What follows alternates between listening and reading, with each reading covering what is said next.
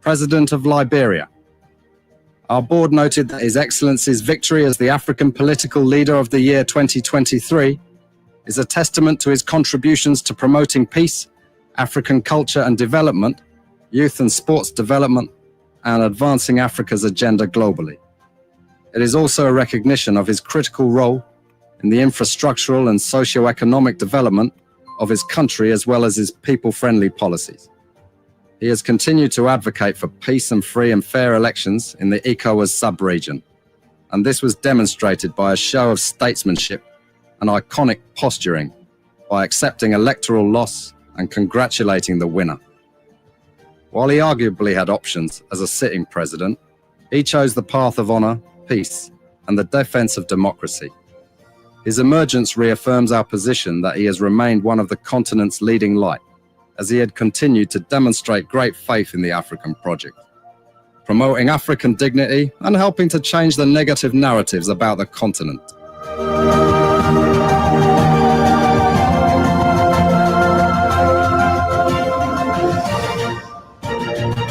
Before we could become journalists today, we are citizens.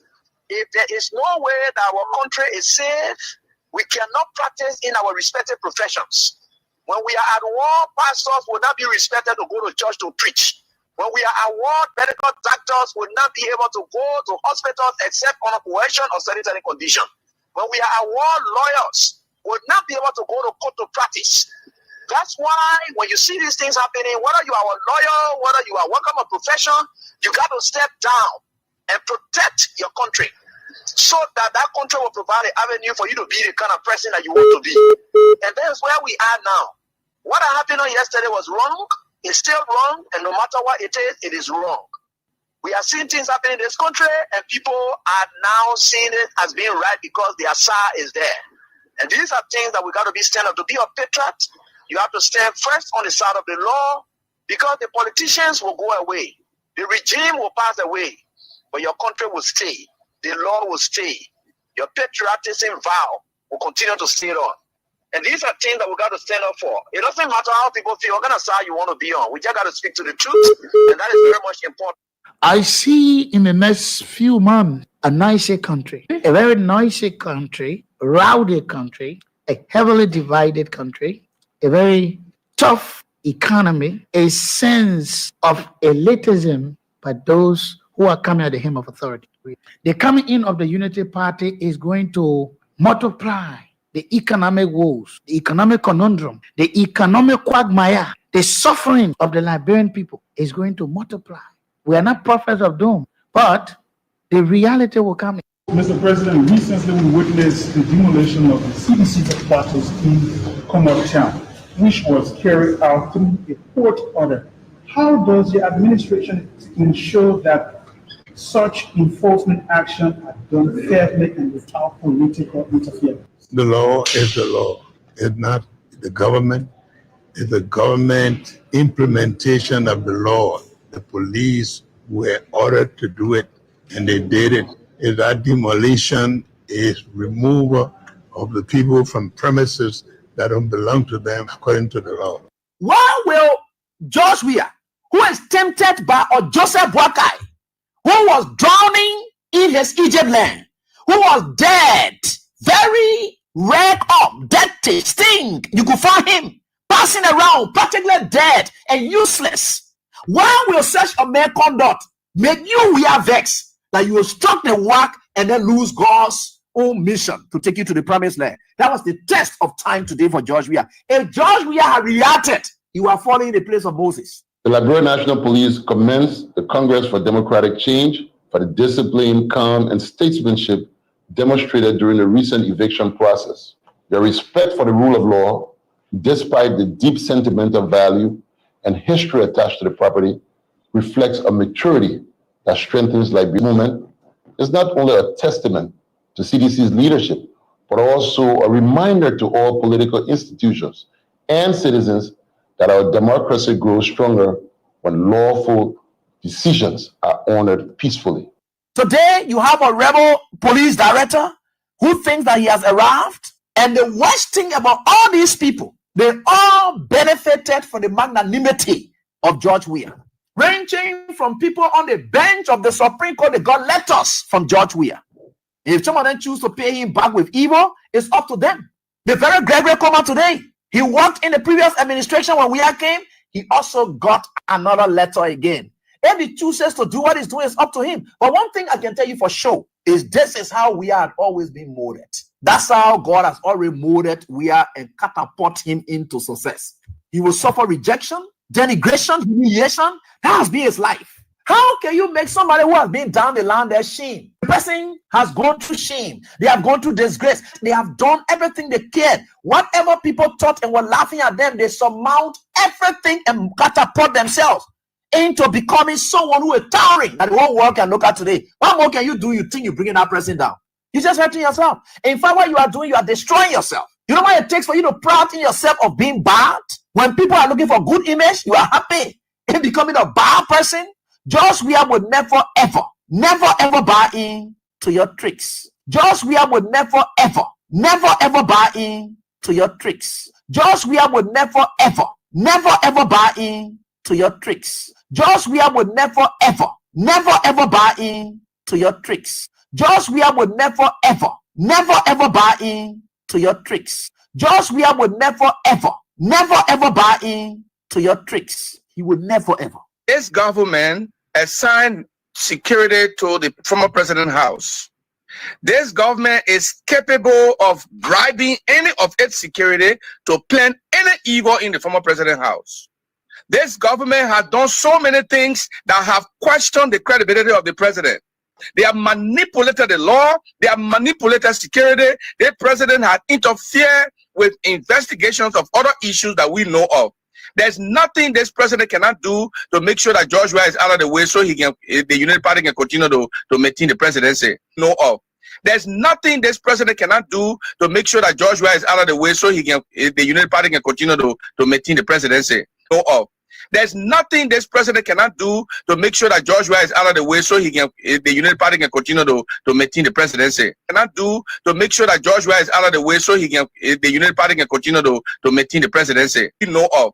There's nothing this president cannot do to make sure that George Weah is out of the way so the United Party can continue to maintain the presidency. Nothing this president cannot do to make sure that George Weah is out of the way so the United Party can continue to maintain the presidency. Nothing this president cannot do to make sure that George Weah is out of the way so the United Party can continue to maintain the presidency. Nothing this president cannot do to make sure that George Weah is out of the way so the United Party can continue to maintain the presidency. Nothing this president cannot do to make sure that George Weah is out of the way so the United Party can continue to maintain the presidency. But I can tell you, this is a bad example.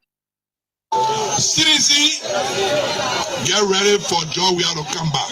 But for you to be ready, you want George Weah to come back? You want George Weah to come back? Each and every one of you got to go out in the street and start recruiting. You go in the community where you live and start recruiting. 2029 will be at the polling station. Any attempt to cheat, any attempt to wreck the election, the consequences will be so severe that even those who in power will not be understanding. Any attempt to cheat in 2029, some of our friends who want to cheat in 2029, the consequences will be severe, will not be understanding. This country is a democracy, and the result must be upheld. The person who will win the election will be the person who will take power. Nobody will say you will remain in power. And I believe that the president, who is my uncle, get ready for George Weah to come back. But for you to be ready, you want George Weah to come back? You want George Weah to come back? Each and every one of you got to go out in the street and start recruiting. You go in the community where you live and start recruiting. 2029 will be at the polling station.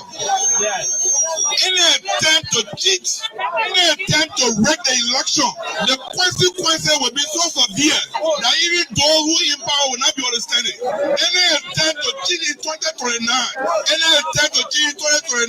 some of our friends who want to cheat in 2029, 2029. The consequence of this severe will not be notwithstanding. This country is of democracy, and the result must be upheld. The person who will win the election will be the person who will take power. Nobody will say you will remain in power. And I believe that the president, who is my uncle, I know he's a genuine man. I know when he lost the election, he will accept the result. But there are some elements in United Party who believe that power belongs to them, and they will never want us to run up power, because 2029 result will be clear. It will be overwhelming. It will be first round. Anybody break election will run here. If will come from the bush, will come from the bush. So anybody got intention of breaking election, you must stop it. We will take it from you by force. You will have no regret to do it. I got no regret for what I'm saying. Anybody break election, you have the intention to break it, you must stop it. Anybody break election will run here. If will come from the bush, will come from the bush. So anybody got intention of breaking election, you must stop it. We will take it from you by force. You will have no regret to do it. I got no regret for what I'm saying. Anybody break election, you have the intention to break it, you must stop it. Anybody break election will run here. If will come from the bush, will come from the bush. So anybody got intention of breaking election, you must stop it. We will take it from you by force. You will have no regret to do it. I got no regret for what I'm saying. Anybody break election, you have the intention to break it, you must stop it. Anybody break election will run here. If will come from the bush, will come from the bush. So anybody got intention of breaking election, you must stop it. We will take it from you by force. You will have no regret to do it. I got no regret for what I'm saying. Anybody break election, you have the intention to break it, you must stop it. Anybody break election will run here. If will come from the bush, will come from the bush. So anybody got intention of breaking election, you must stop it. We will take it from you by force. You will have no regret to do it. I got no regret for what I'm saying. Anybody break election, you have the intention to break it, you must stop it. Anybody break election will run here. If will come from the bush, will come from the bush. So anybody got intention of breaking election, you must stop it. We will take it from you by force. You will have no regret to do it. I got no regret for what I'm saying. Anybody break election, you have the intention to break it, you must stop it. Before we could become journalists today, we are citizens. If there is no way that our country is safe, we cannot practice in our respective professions. When we are at war, pastors will not be respected to go to church to preach.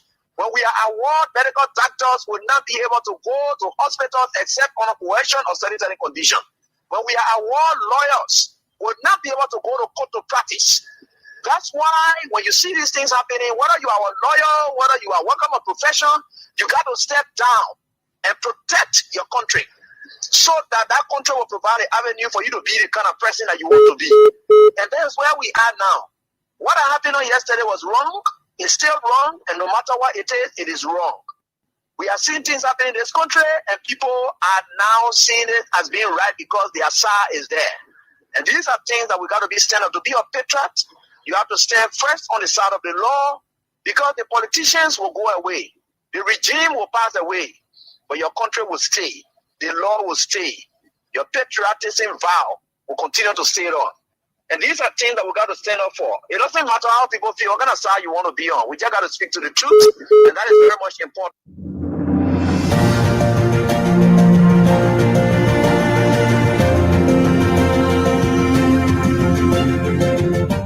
His Excellency, George Weah, President of Liberia. Our board noted that His Excellency's victory as the African Political Leader of the Year 2023 is a testament to his contributions to promoting peace, African culture and development, youth and sports development, and advancing Africa's agenda globally. It is also a recognition of his critical role in the infrastructural and socio-economic development of his country, as well as his people-friendly policies. He has continued to advocate for peace and free and fair elections in the ECOWAS sub-region, and this was demonstrated by a show of statesmanship and iconic posturing by accepting electoral loss and congratulating the winner. While he arguably had options as a sitting president, he chose the path of honor, peace, and the defense of democracy. His emergence reaffirms our position that he has remained one of the continent's leading light, as he had continued to demonstrate great faith in the African project, promoting African dignity and helping to change the negative narratives about the continent.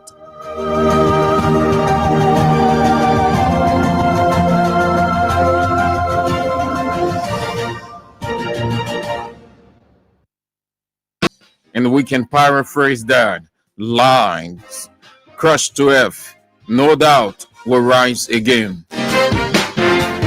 Before this victory is won, He goes on to say, some will be called that misderiver, some will be called that agitator, but the victory is certain. It's another day, great people. Grateful to God Almighty, the Almighty God who keeps watch over everyone, the good as well as the bad, the leader as well as the rulers. We are grateful that he keeps watch over the entire universe. He is having his gauge over Liberia, seeing all that is happening, knows the decision that is planned before it can even be thought about in the mind. He's just everywhere. He knows everything, sees everything.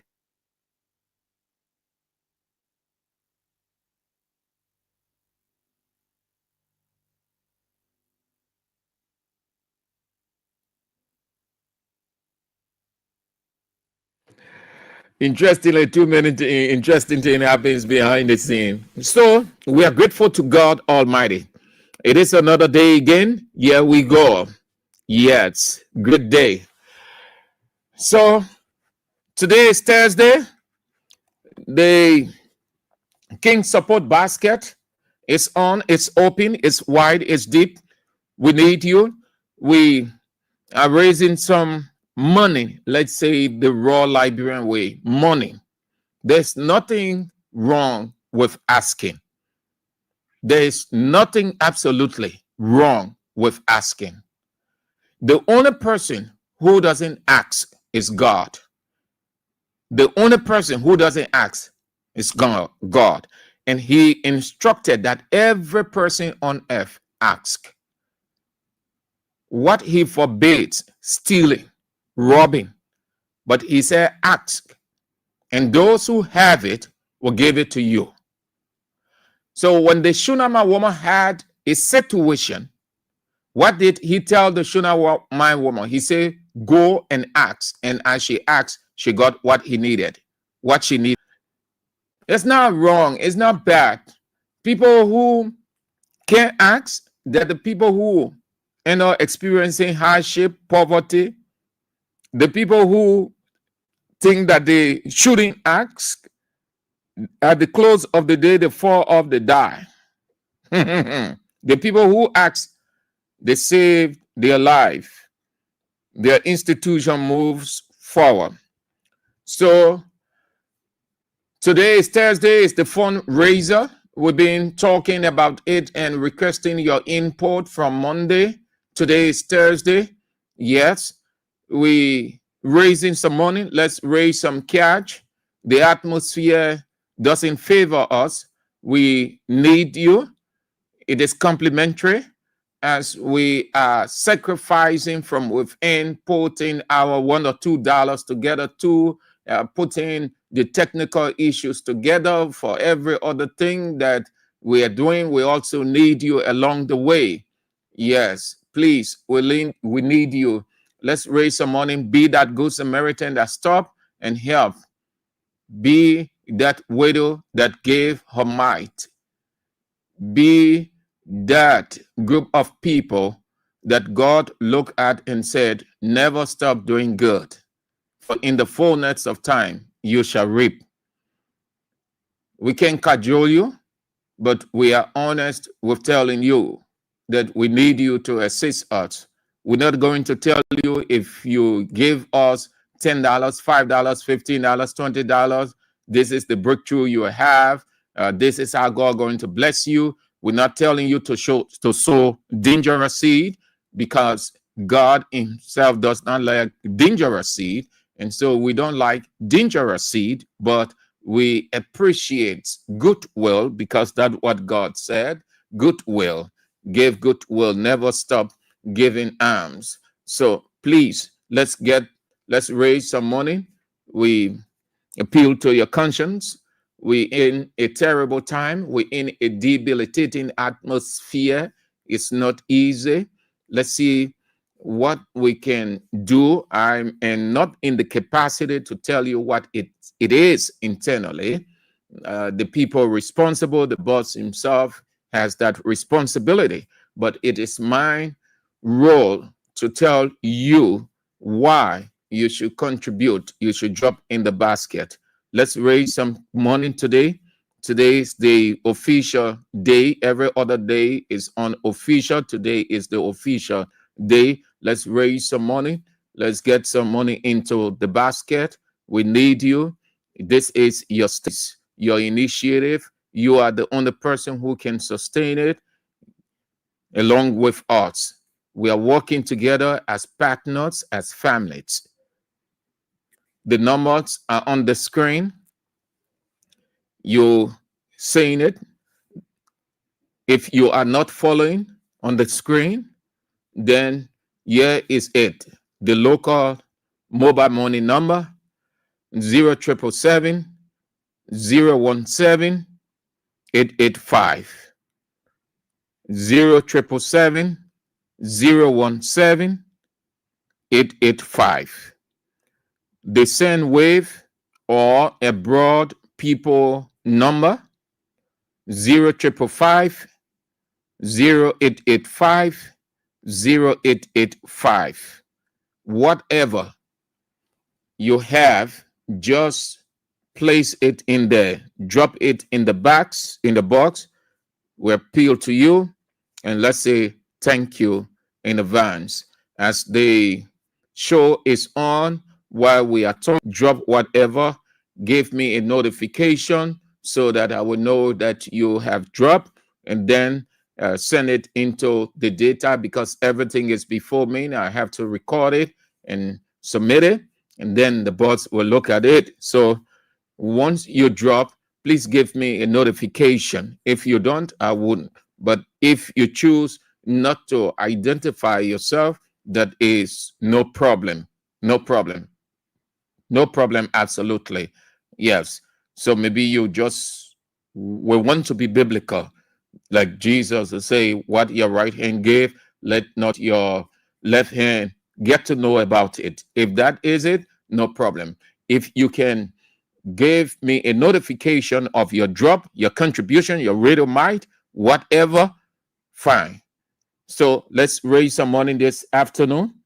We've got so much to do. It's not easy. You are aware. You know about the atmosphere more than we think we know.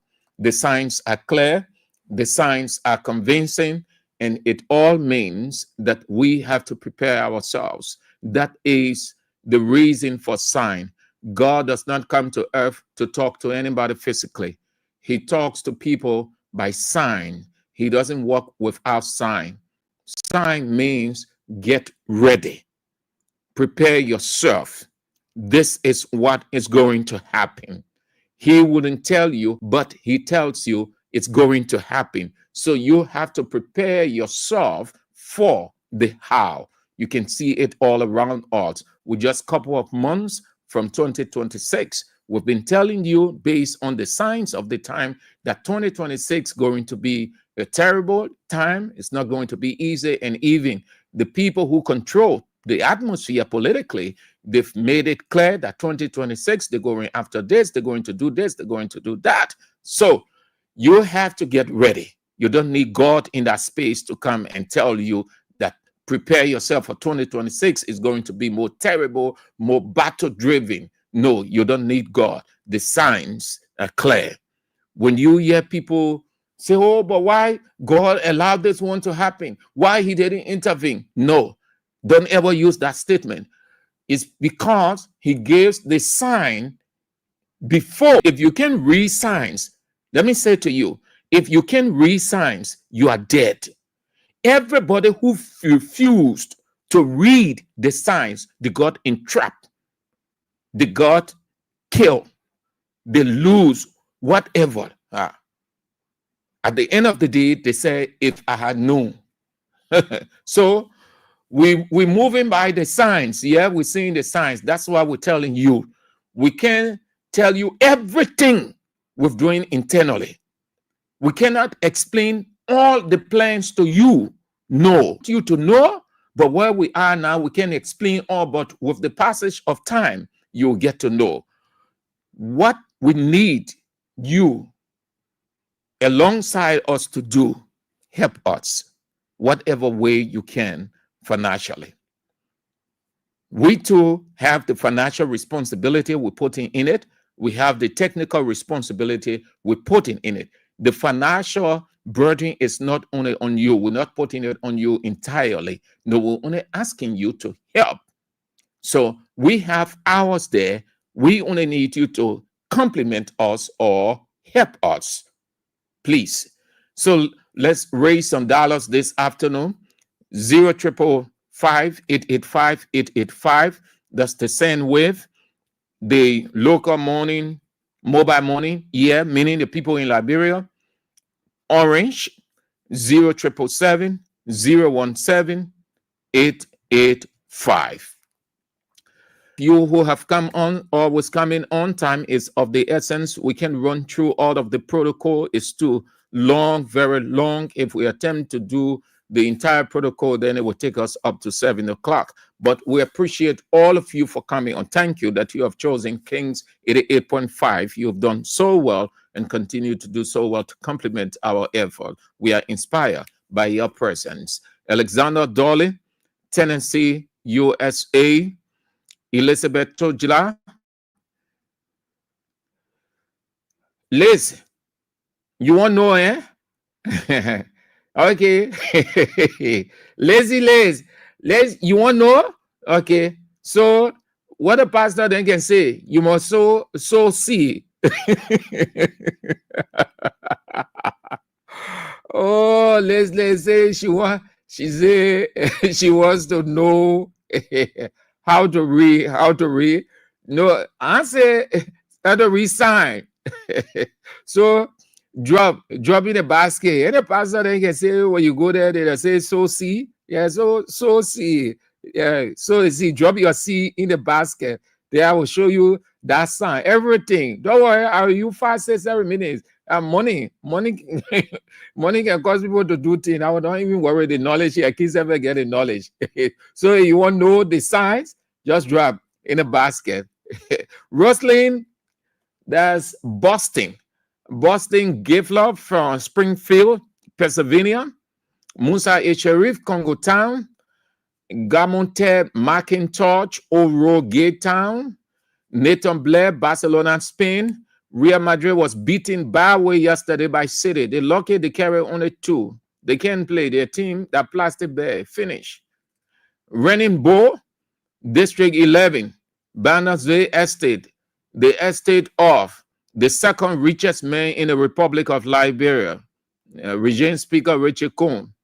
Jackson C. Ponin, Iron Factory, Block 13, Chris Wule, Bandersville Estate, District 11, Ben, Nicholas Myers, Mammy Jackson, Ambassador Thomas Blamo, Copper Farm, Stephen Fowler, Gardnersville Chicken Soup Factory, Fred Pega, 11th Street, Philip Kura, UAE, Dubai. Okay, Maya BTA, 14, that's District 14, your residence, Myers BTA. Juan Mamalu, Galley Street Business Center, Usman Saul, the same place, Galley Street Business Center, Orita Jikla. Yes. My dear sister, Orita Sunday Way Choir, good to have you on. Hope that you are faring well. Great woman indeed. Rita Christine Hayes, Massachusetts, USA. Good to have you on also. And the chairman is on. The chairman for life, as always. The melting pot chairman, the reference chairman, the common citizen chairman, Roman Rico, Kenneball, or Latu Pound for short. All of you great people, we appreciate your presence. Let's get started with some of the developments unfolding out of Liberia.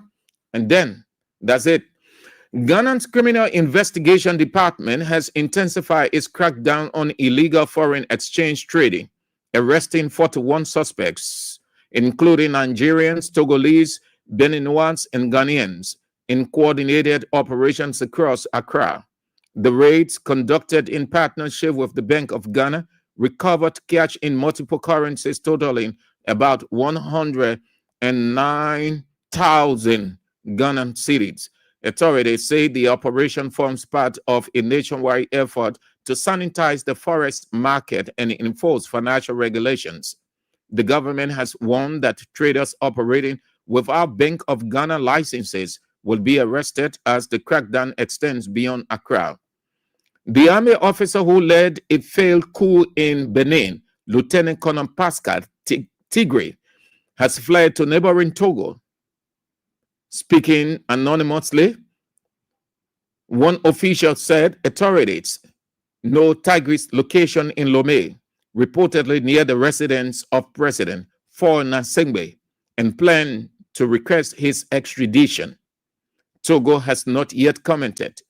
The attempted coup against President Prince Talon highlighted regional concerns following a series of military takeovers in West Africa.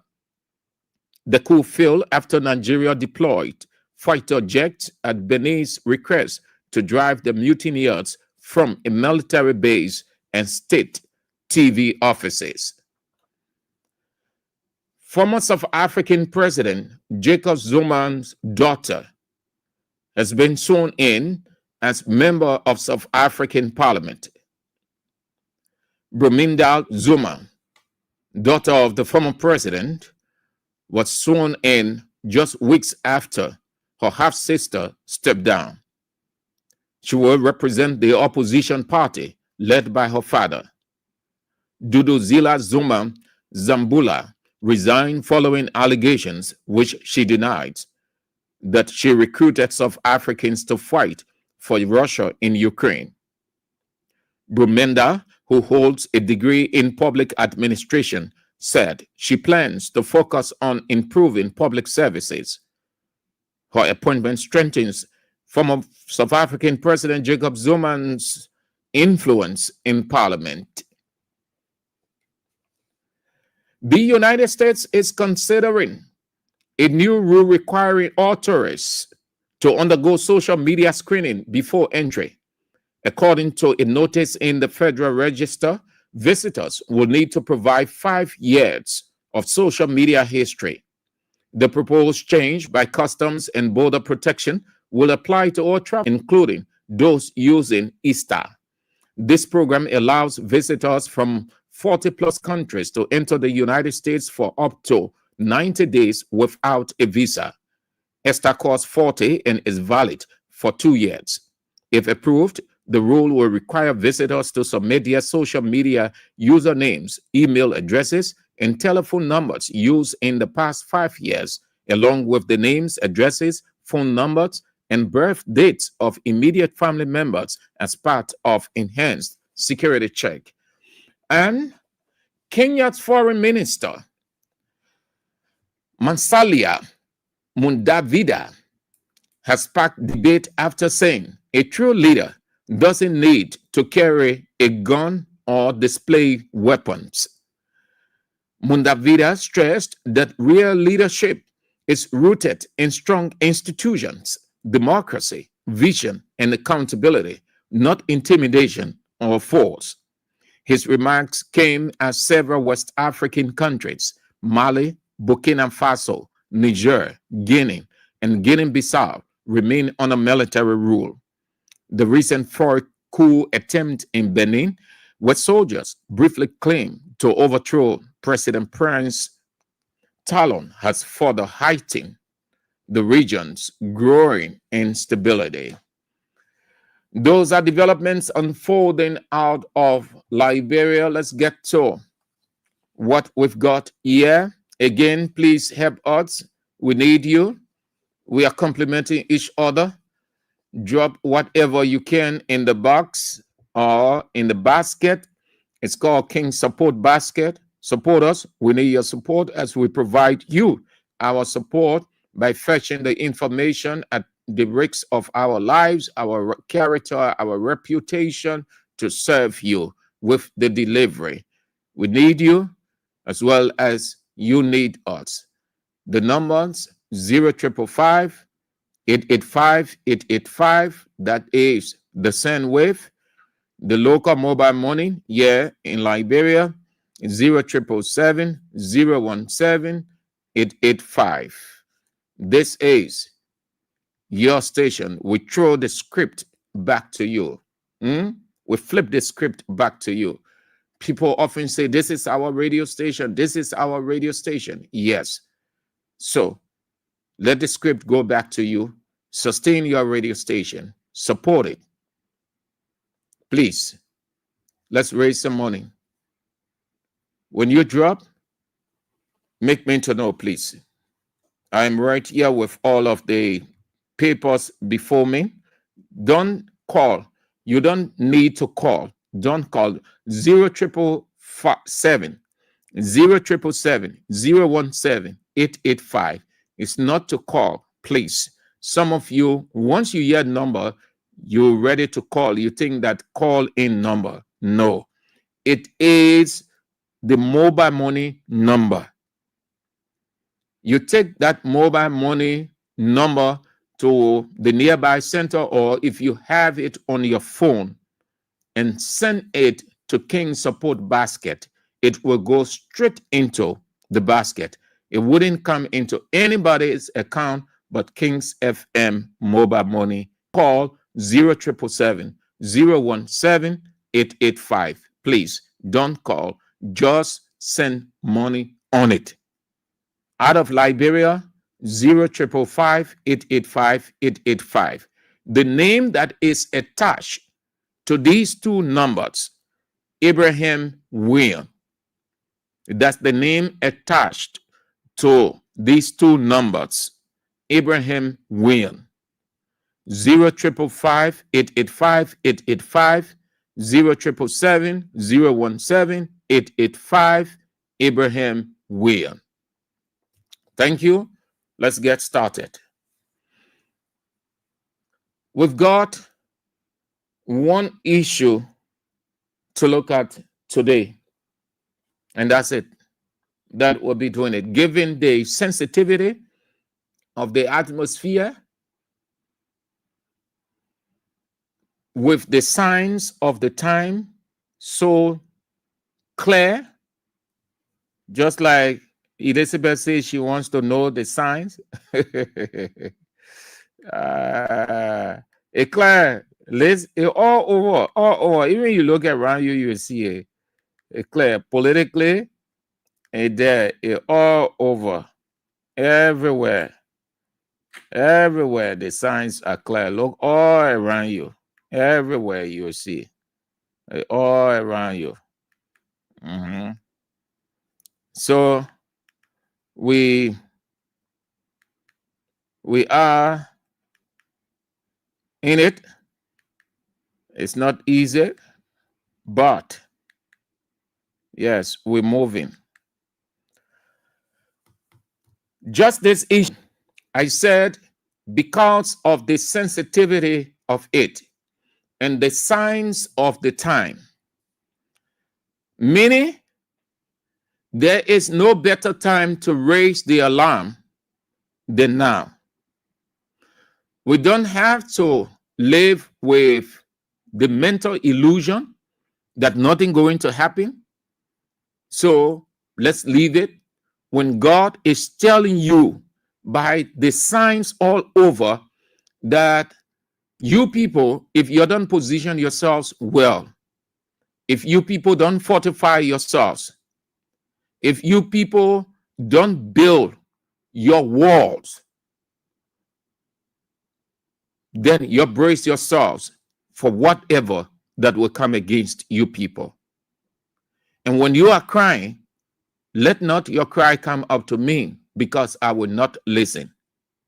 When God shows you the sign and you ignore the sign and you are encountering the problem, or your enemies are weighing against you, or your enemy capture you and you want God to free you from your enemy, you call him more than 100 times, he will not listen. But he sees what your enemies are doing to you. The reason he wouldn't come in, because he forewarned with these signs.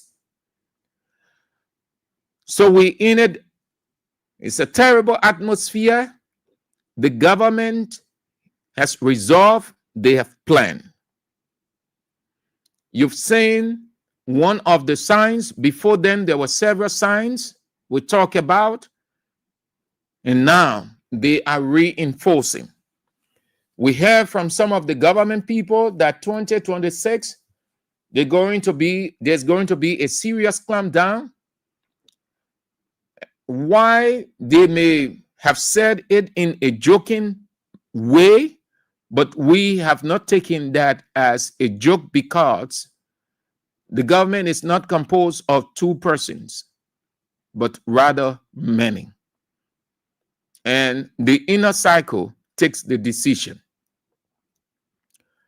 So here is it. We woke up to something terrible this morning. Nobody saw that coming. Days after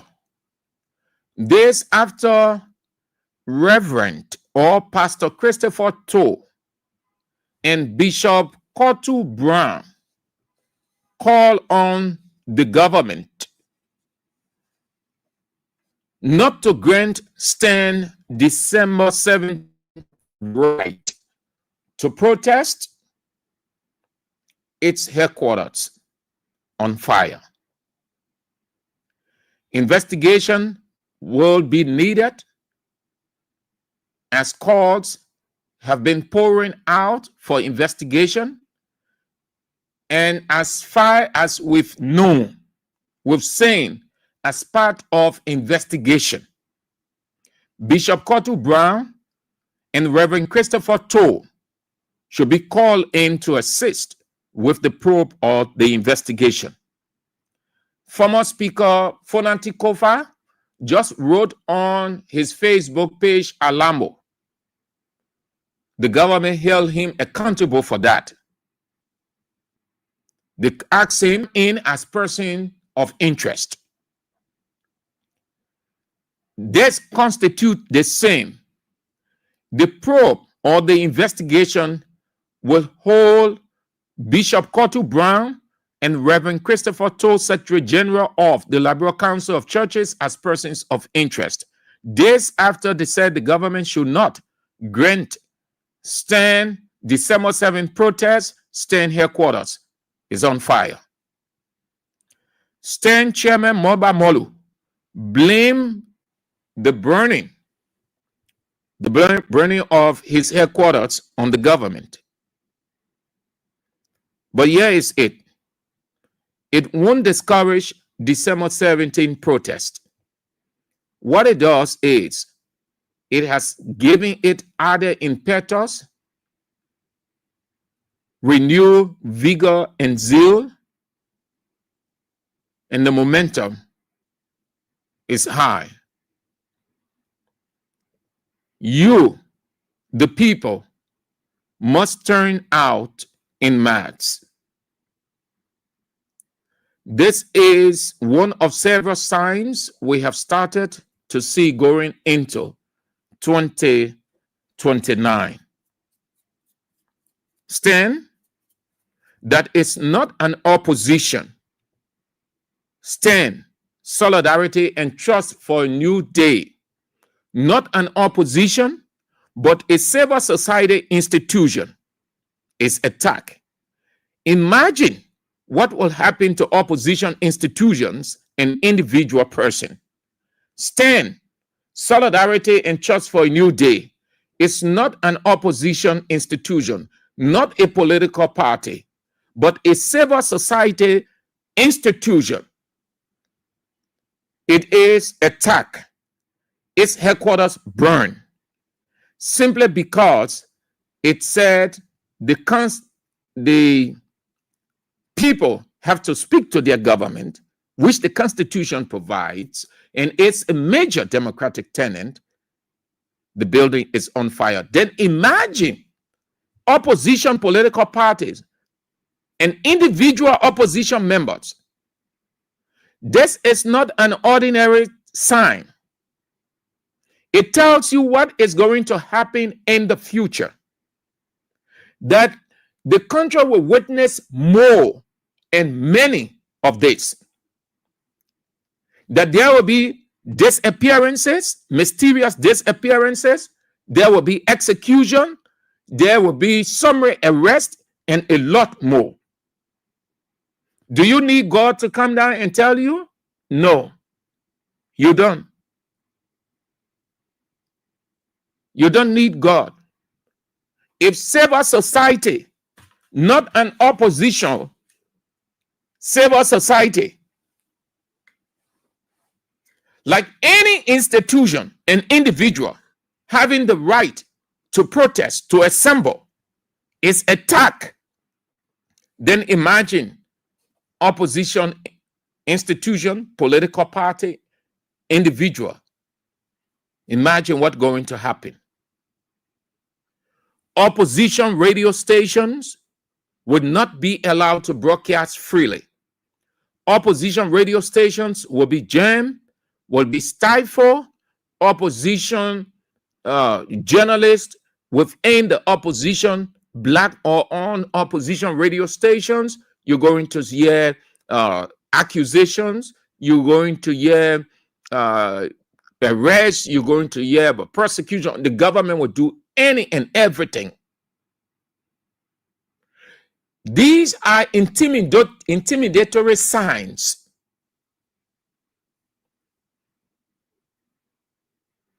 No government wants to be checkmated. Every government wants you to dance at its whims and caprices.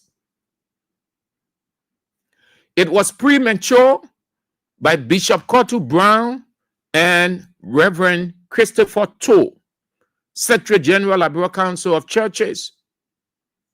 Their statement led to what we woke up to this morning. The investigation will have to include them.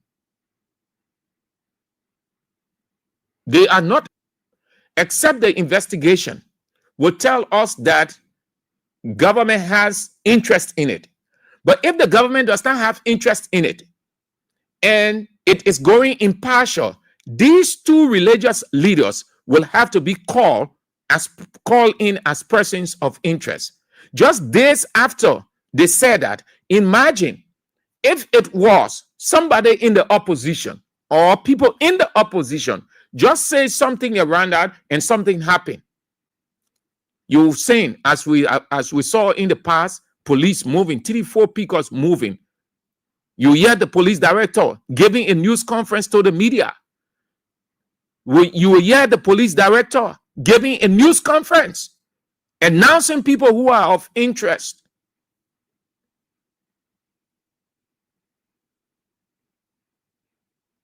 These two religious leaders, and let's say, get to know, no religious leader is above the law. It's not about spirituality. As far as my reasoning is concerned, as far as my literacy is, those two religious leaders incited, and their words are tantamount to causing chaos in the country. I'm not saying that they did it. I'm not saying that they orchestrated it. No, I'm saying based on what we have seen in the past. So if somebody was in the opposition or in the opposition said that of an institution, not necessarily STEM, another institution, and then few hours after making that statement, the place is on fire. Who all these Unity Party officials will be referencing? Who everybody will be referencing? Those people who made a statement. So they are not calling on the police as the investigation will unfold, even though Molma Molu doubt, they are not calling in those two people, but they ought to be. They are not exempt. They are not above the law.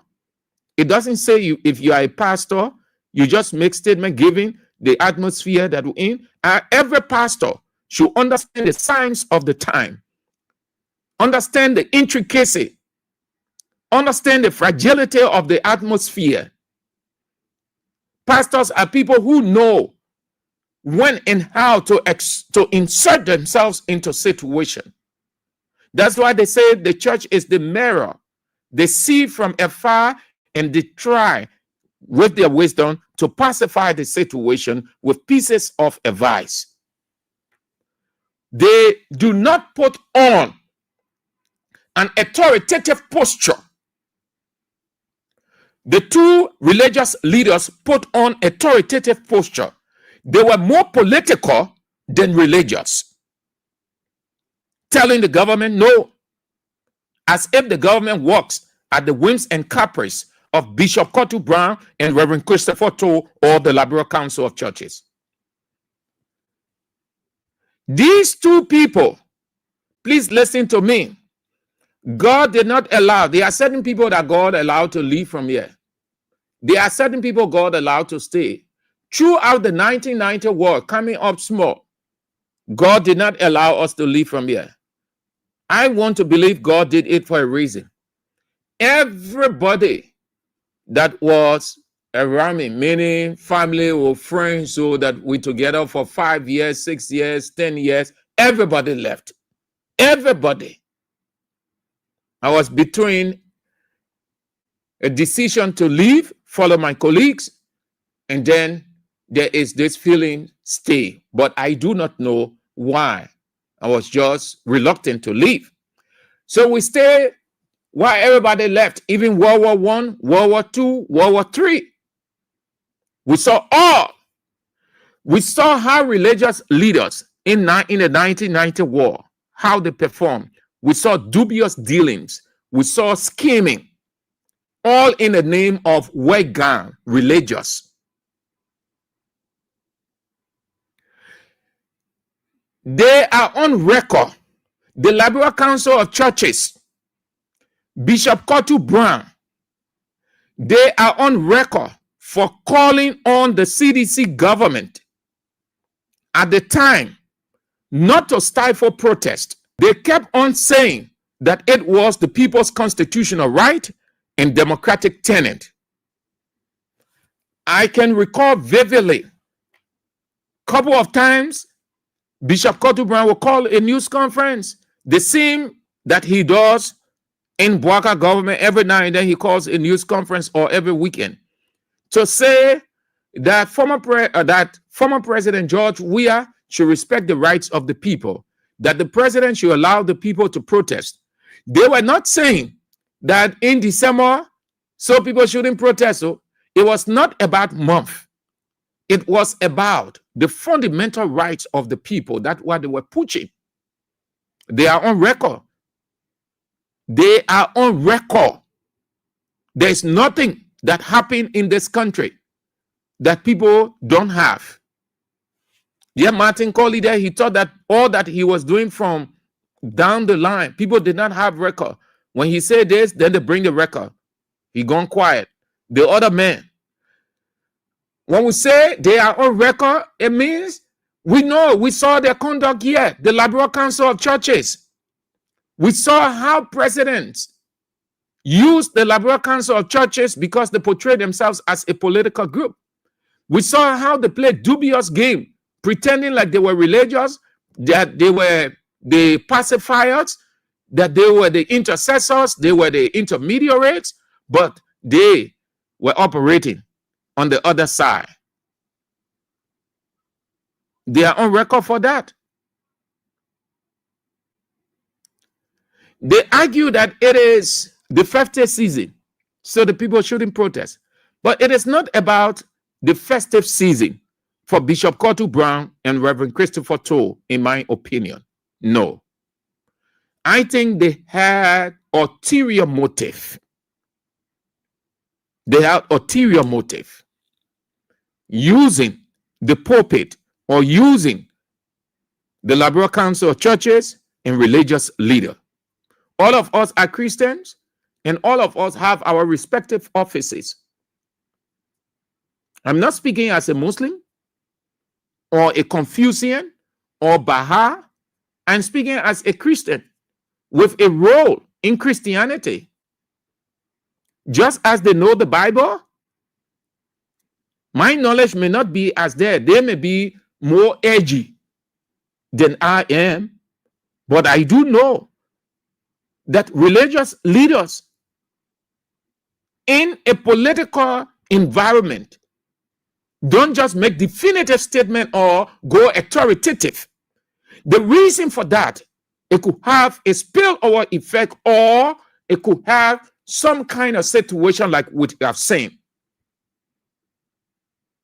So they are more, religious leaders are more philosophical. They have that religious discernment. They analyze well. Religious leaders are not people who in the media all of the time, like Christopher Toe and Bishop Kotu Brown. That way you become more political than religious. Moreover, I think for Bishop Kotu Brown, he felt that he needed to gain the government's favor. Remember now, he was the one who said XYZ about the government a couple of months back. The Minister of Information comes up and blasted him that he been that in new water in the desert in Broadway for rack of ages. It can go beyond why Methodist Church expanding, even though the president, not the president, but the minister was just erratic. But he got scared. He got scared. So it is not about the festive season. It is not about the festive season. I think those two individuals have ulterior motive. This country is not a Christian state. Liberia is not a Christian state. The Constitution is clear. The country is secular. And secularism simply means the embodiment or incorporation of all beliefs, ideas.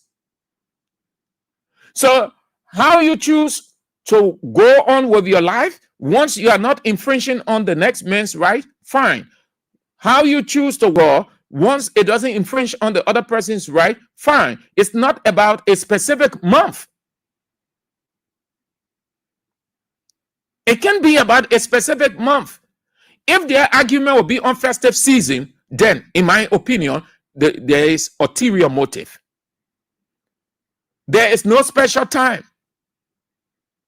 The Constitution did not say no protests go on in December and you want to defy the government. Article 17 says it is the right of the people to assemble, to petition the government, their representative, and on and on. And what did the Constitution say? They are responsible for anything thereof. Meaning, it is your right.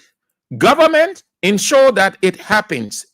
Anything beyond that, say if it results to anything like violence and other issues, the organizers become responsible. That's it right there. If they assemble and nothing happens, they coordinate themselves well, fine. And this country has a history. The police boss,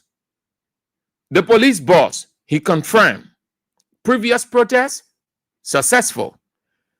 102, Nelson Fremont did confirm that was peaceful.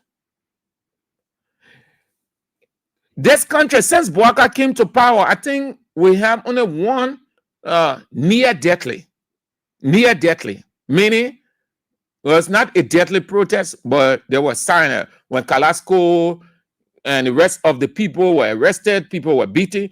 Beyond that, from that protest, the rest of the protest in this government, no violence whatsoever, peaceful. So much so that everybody credited the organizers. The police director himself, the police chief, came to speak to the entire nation and the entire world that the protest went peaceful. Hearing that as religious leaders, and the people say, we want to do this, and the government acknowledged that it is the fundamental right, that it is provided for by the Constitution.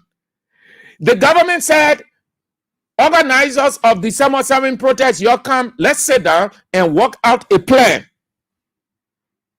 The Liberal Council of Churches said, we won't be there. The civil society people said, no, we don't trust you, we want to be in our meeting. They get vexed that the ulterior motive, the one way now, they start having press conference saying government should not allow them because the people say they don't want you in their meeting. These two people should be called for questioning if that is an impartial or it will be impartial investigation. This is a secular state. This is no state religion. One religious body or religion. No, this is a secular state. Secularism means all beliefs, all faiths, everybody practicing, everybody demonstrating the same as fundamental right.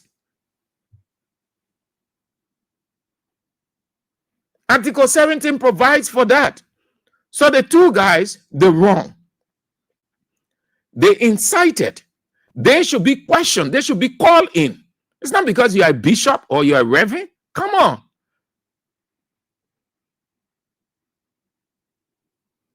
There are immorality and abominations in churches and society all over the place in this country. Happening in Christmas time, December. Why they will not speak to those things? In the very Kotu branch church, are things not happening there? Are people not protesting? They're not expressing themselves? Why do you can say it's a festive season? The church that is pastored by Reverend Christopher Toll in the Liberal Council of Churches itself, are there perfections? No, there are imperfections. So why you can't speak to those imperfections? Look at the country. There are injustices and wrongdoing, widespread corruption, justification of those inhumane and acts. Isn't it right for you to talk? It is within every pastor, whatever that is unfolding in the country that have a bearing on the people, the mirror of society called the church or the pastor has to speak out. That's why they have this thing in biblical stuff they call encyclical. Encyclical, meaning it is a position statement given by a church or a pastor on issues of concern. It can be church issue, it can be societal issue, it can be national issue. Let me give you a classic example. When this issue of abortion pop up in the House of Representatives, a statement came from the Catholic Church of Liberia stating their position and what the government needed to do, meaning the lawmakers. That was an encyclical, a position statement. There is nothing wrong with that. No sin whatsoever. In fact, God even bless you for that because the pastor is God's earthly representative. God cannot come down on earth to speak. The pastor speaks on behalf of the people. That is why the masses get before the pastor on Sundays and weekdays. You have abominations all over the place. December, look how people are. You concerned about festive season. Look how women dress. Look how the young girls dress. Look at the corruption. Look how people, all those things all over the place. Since you're concerned about festive season, there are Christians now. Since you're concerned about that, which is not bad. So how is not allowing December 17 protests to go on will stop those things in society. So it just because in December. It has got nothing to do with spirituality. The two people, they are wrong. Sorry to say. I'm not ranting, neither am I pushing myself forward, but I can challenge them on this. I can challenge them. It has got nothing to do with spirituality. Look at every month, every day people come out. There is immorality. In your house, there is immorality. In the office, there is immorality. Immorality everywhere. Immorality, it simply means on something that is unethical or a breach of ethical standard, a breach of societal norms. So if the people don't celebrate protest in December, then it means that the festive season will be successful. Then it means not everybody is Christian. Don't do that. This country is not a Christian country. By saying that the people should not protest because the festive season, you also disenfranchise. Now, when the people start calling for Islamic holiday and this other one, then you will jump on and say, oh no, the country that's secular. But that's what you're doing.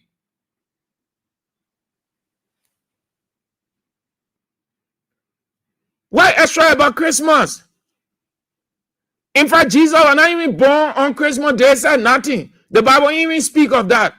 It's just people just from Constantine develop some kind of date because that is a mystery. You think God can expose the date, the birth of his son, the date? That is a mystery for us to handle. That Constantine just chose a date, say December 25th. That's all. So why extra? It's not about the season. It's not about the month. God is not interested in that thing you call Christmas. They are doing. He's interested in how the people ought to conduct themselves to bring glory and honor to him. And that is the role of the pastor. Festive season. See, the country is more Sodom and Gomorrah. Festive season. The festive season that Bishop Kotu Brown talk about, oh, it must start, and you had to get gay, that time for sharing, that time for day, and all the kind of stuff. The festive season, the very December you talk about, is more Sodom and Gomorrah. He don't see it, he been here. Kotu Brown been around for long. They don't want to have this thing called Liberia for Jesus Crusade. That's not a first time seeing December. Every day is a festive day. Every day is Christmas. Every day is Christ's day. The reason why Christians don't even move, they're not growing, because you occasional everything. Every day is Christ's day. Because Christmas, let's take it away, I mean Christ's day. Every day is Christ's day. That's why Paul said, put on the Lord Jesus Christ wherever you go. He said, wait for December. What extra about December? So after December, then everybody will be 100% holy. Everybody will 100% go out. I'll beg you, man. Let's stop the pretense from the pulpit thing.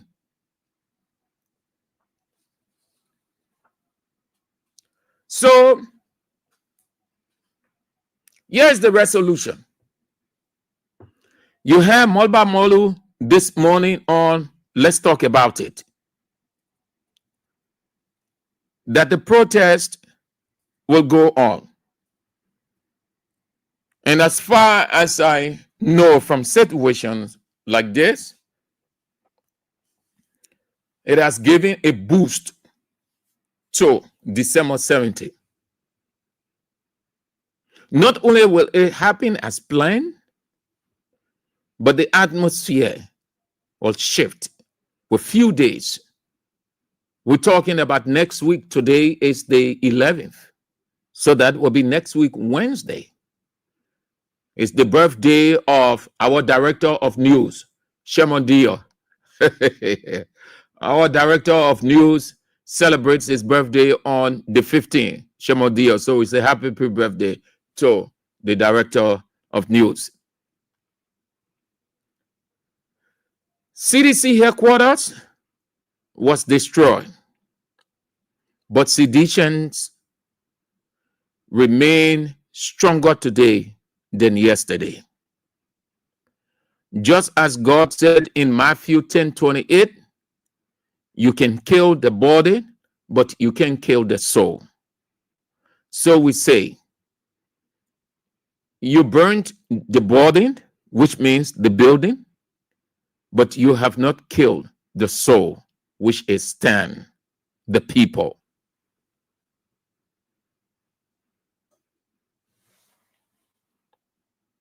That's it. That's the only thing for today.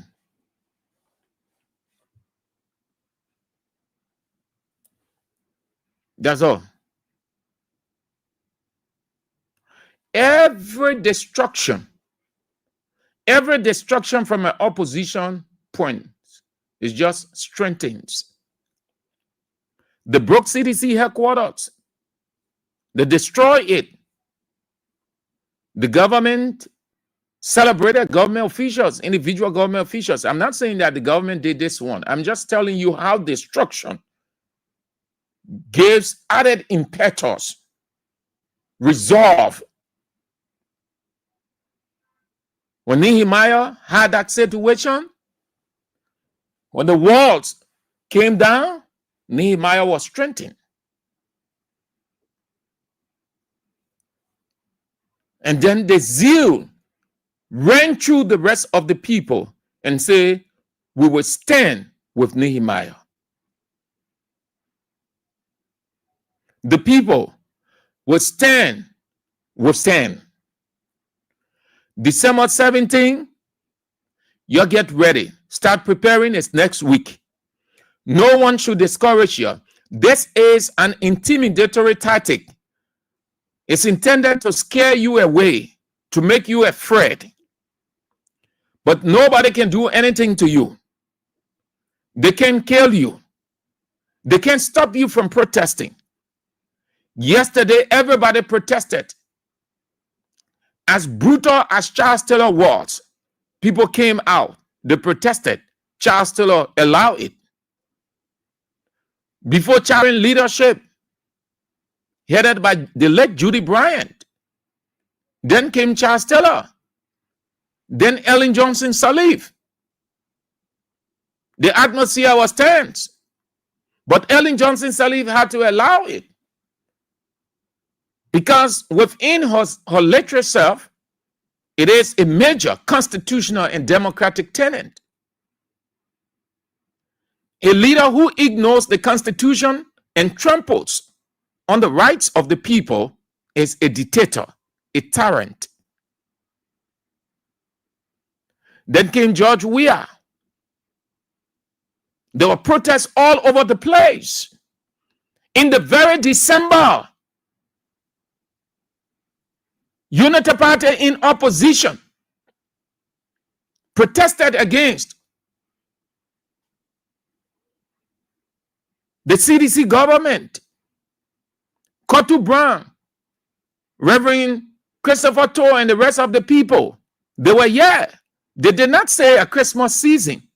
They did not preach the doctrine of festive season, but they preached the doctrine of fundamental rights, democratic right that should not be trampled upon, that the people have the right to protest.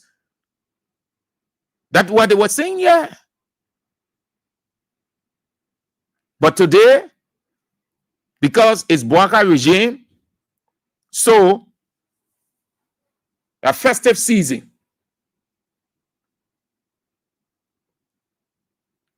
I thought these religious people, not all, the ones who said the government should not grant the right, would have come up and say, the people want to protest again. They are citizens. They're entitled to that. It is a major democratic tenet. The Constitution provides for that. Mr. President, you did not receive their petition from the July 18 or 17, July 17 protest, which has prompted this one. Won't you mind, Mr. President, receiving these people protests? Because that's what he should have said. I think Kotu Brown was talking, oh, there's a need for the people to meet, the government need to meet the people need. I think it was not straight. It was not straight at all. I listened to it over and over. And the people can preach and they can say this: God has not given all the spirit of fear or boldness and sound. Boldness is you take risks. What is the risk here? Whether they insult you as religious leader or not, you look in the president's face and say, Mr. President, you want to receive the people's petition. And had you received that first petition, we would not be talking. Stan would not be talking about December 17. That's how you think as a religious leader. And you go. What necessitated December 17? Because the government refused to accept July 18 protest petition. So as a religious leader, as Liberia Council of Churches, you want now to boldly say, Mr. President, had you received the petition, we will not be talking about this. The people would not be talking about protesting. December, which is the festive season, is going to be okay. Hence, we will now play a mediatory role. We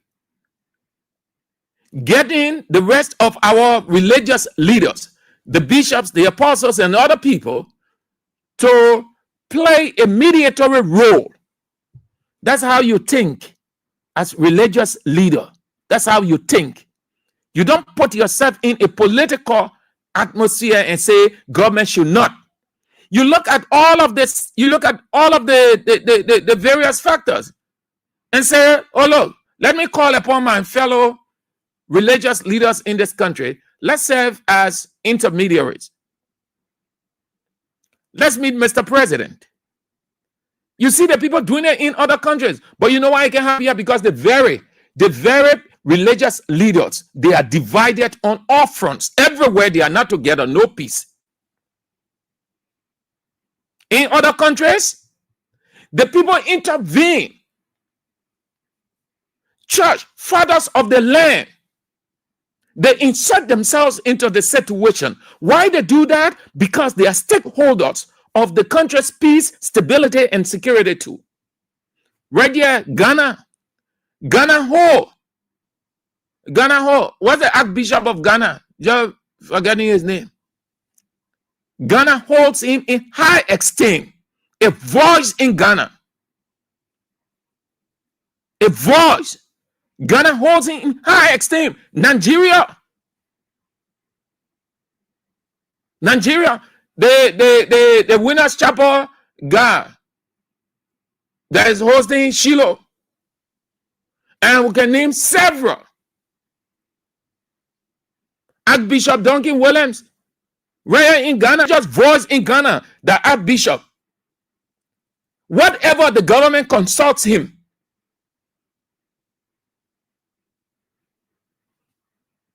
And Archbishop Duncan Williams has a bond, a covenant bond with the rest of the bishops and apostles in Ghana. So if something is happening, they know how to move in. If something is happening within themselves, amongst themselves as religious leaders, they know how to insert themselves to solve it. If something is happening nationally, and they know that it's going to affect their congregation, because pastors are responsible for everybody. When you say pastor, you're not only responsible for your congregation, you're responsible for everybody. You pastor for everybody. You don't have to be over a given church. The logic there is these people from different areas go and sit down. They come from in the society, they're before you. The person was in church A, worshiping this Sunday. The following Sunday, the person in church C.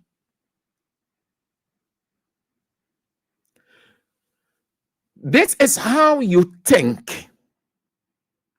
Instead of being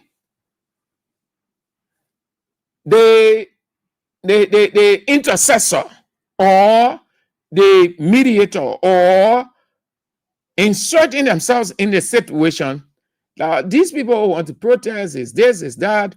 Mr. President didn't receive their petition. That was not right at all. And that's what led to what we are having today. So let's rather the rest of our colleagues and book an appointment to meet Mr. President. That's what the guys do in other countries. And let the president say, I'm not going to meet those people. The president can look at the religious leader and say no. It's like looking in the face of God and say no, defiance. No president does that. No president. Any president who does that, forget it. You have bad dreams, nightmare.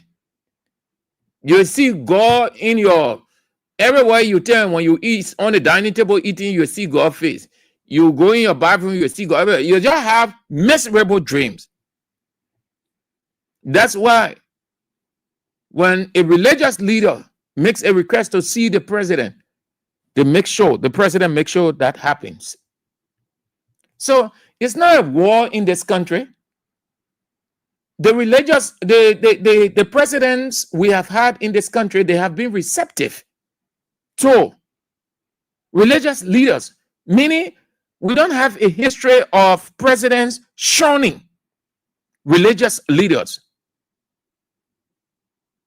Once they decide and have a plan in place by which they want to see the president and they go through the protocol, they are allowed to sit with the president at the time convenient by the president. But you don't see that in this country. You don't see that. You just have religious leaders take onto their Facebook page. They say things. We're calling on the government not to allow stand to protest. Is that the role of the Liberal Council of Churches? The Liberal Council of Churches role, one of the cardinal responsibilities of the Liberal Council of Churches is intermediary. It's not to be definitive with decision that is not ascribed to you. You are not the government. You are one of the 5.8 million citizens. You are not the government. To come out and say definitively and authoritatively demanding, then you are simply saying you put your religiosity one side, your spirituality one side, and now you are a political person and you are against those people with taking side. So we can say that Bishop Kotu Brown is a Unity Party man. Reverend Christopher too is a Unity Party man. Because the way they said it, it's not because you within the Liberal Council of Churches as SG. So you just make statements loosely. It doesn't make sense. It questions your reputation.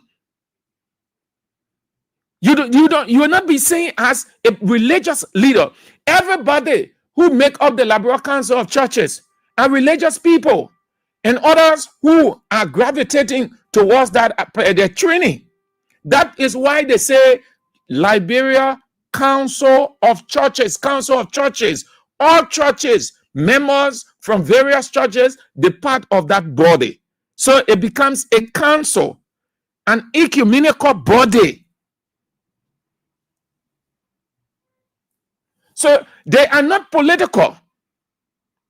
They will make no demand to the government. A pastor doesn't make demand to the government, doesn't dictate to the government. A pastor does not dictate to the government, does not tell the government what it wants, because it is not the right of that pastor or church. It is unto the government. The same way the government can make a request to the church or the pastor, But the government can be definitive or imposing or dictatorial. Your understand is they should not have said what they said. They were only portraying themselves as people who, for Kotu Bryan, fighting for recognition because he been around for long. But I've been thinking while I was preparing to come on the air, what really he was trying to send across. What really? You're not looking for recognition. You're not a hungry bishop. You have seen good money. You travel all around the world. You've gotten the recognition. Just a few days ago, you were at the embassy. The United States embassy called you to acknowledge your work.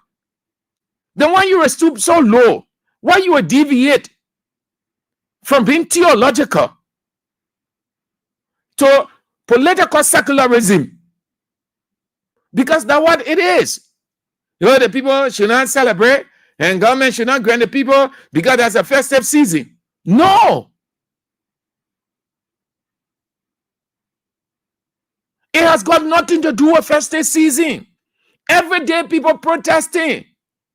In that church that he has, New Water in the Desert, where, I don't know, that other main church called Christopher Tour, but everywhere people protest every day. In the house, there is protestation.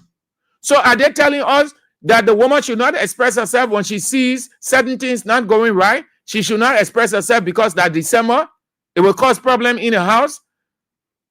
That people should not express themselves in their office or at the business center or wherever? Because when you expressing yourself on certain things, protest simply means a position statement. A position statement based on an issue that one isn't satisfied with and wants a change. That's what it is. So you see it everywhere. Every day people protest. When you disagree with your colleague, you are protesting.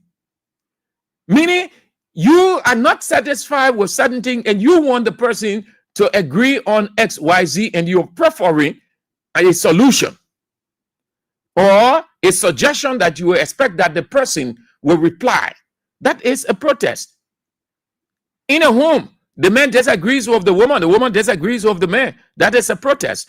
The boy child disagrees with his sister, or the sister disagrees with the mother on a certain issue. That is a protest. Expressing themselves. Protest has got nothing to do with month. You have to be theological.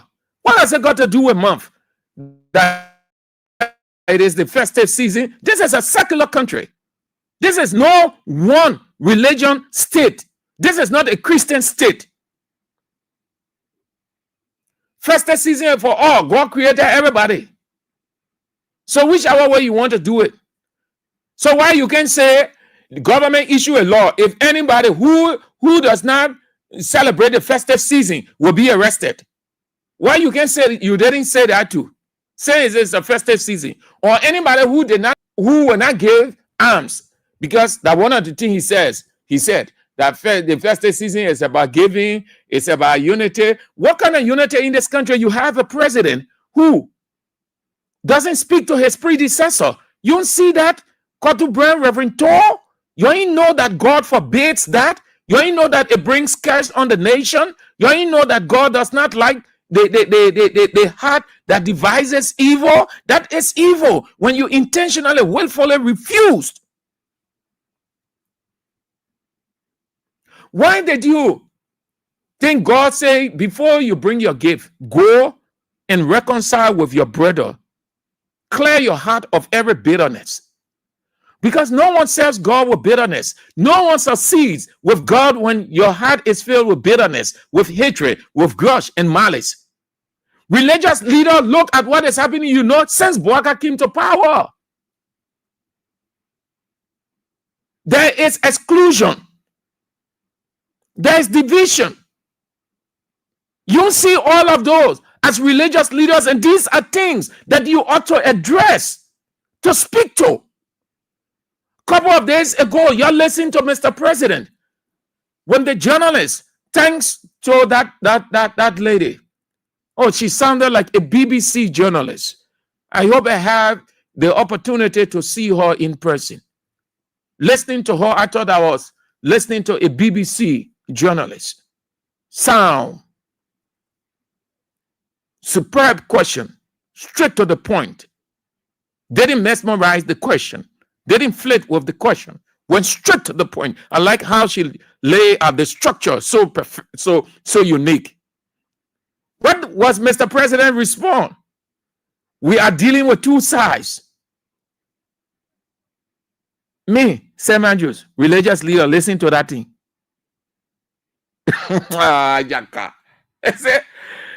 Immediately, I take my telephone and call Bishop this, Bishop that, Bishop this, Apostle this, and say, we have to intervene.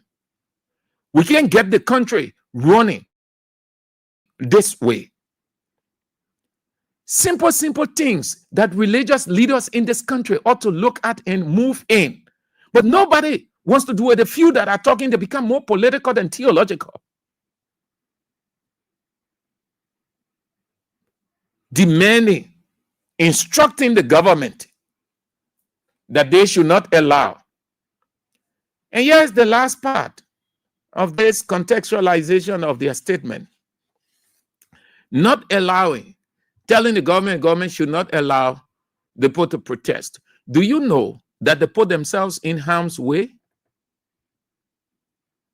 Now, given what has happened, they put headquarters down. Other people now will be interpreting it as Bishop Kotu Brown and Reverend Christopher Toh, statement that led to the unknown men going to the people place.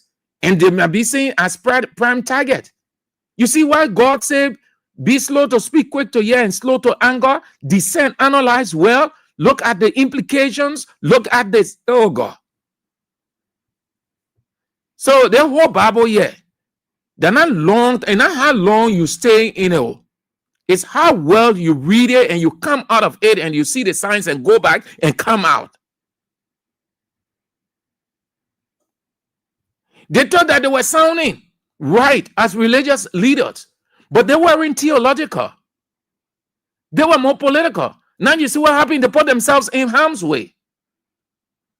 Because people see them and say, oh, that the people, that Bishop Kotu Brown, that Reverend Christopher Toh. You want to be careful how you make certain statements. You cannot demand. You can tell the government, had they said that we will seek the government or will seek audience of the government to look at this thing, but it is the right of the people to assemble as provided for by the Constitution. However, there are issues that we need to sit with Mr. President and his people to trash out. So if something happens, nobody will be talking about Kotu Brown and Christopher Toh, because nobody will ever dream of those two names. But because they came out in a political garment instead of a religion, by dictating to the government, instructing the government, which no religious leader can do. I am telling you as a Christian, with my little reading of the Bible, you can never do that. No, you can never, because it is not within your right to say, but rather it is left with the government to do, because it is the government that is responsible for everything in the country. The government is responsible for the safety, the peace, security of the people. The government is the protector of the people. The government decides on whatever.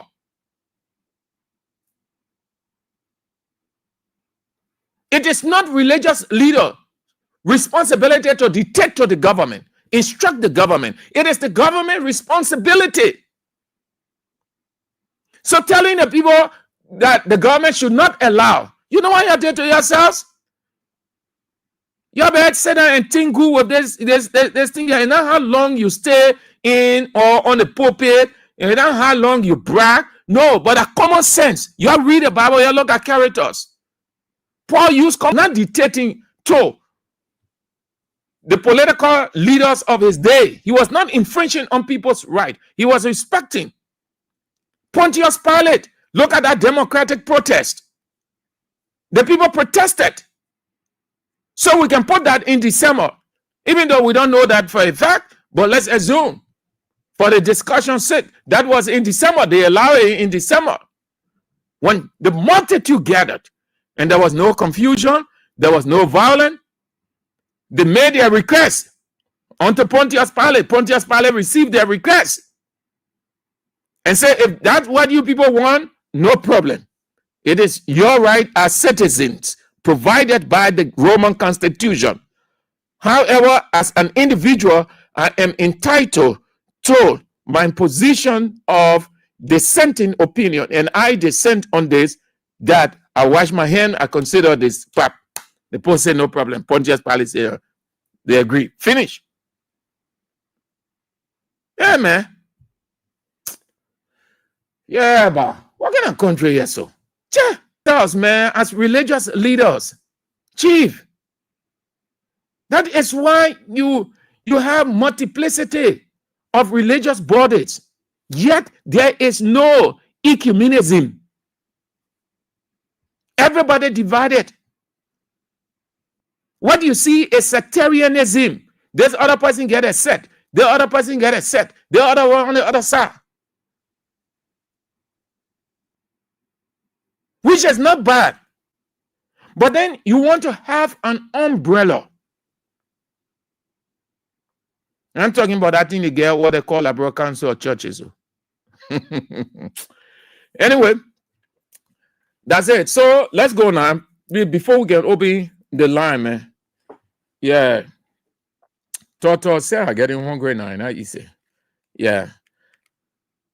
Let's go now. Let's get some cash. Let's get some cash.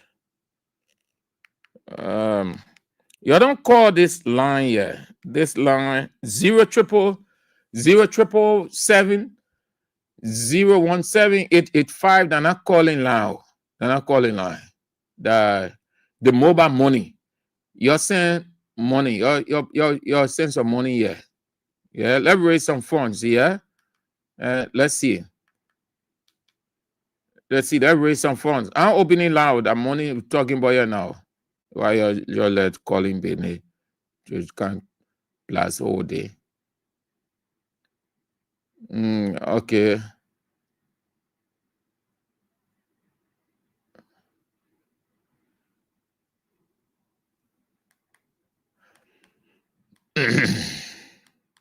All right.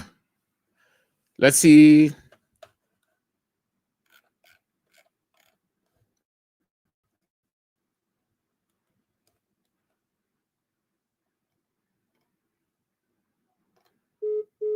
Just take few, then we go. So let's get some dollars. Yeah, let's get your drop in our basket.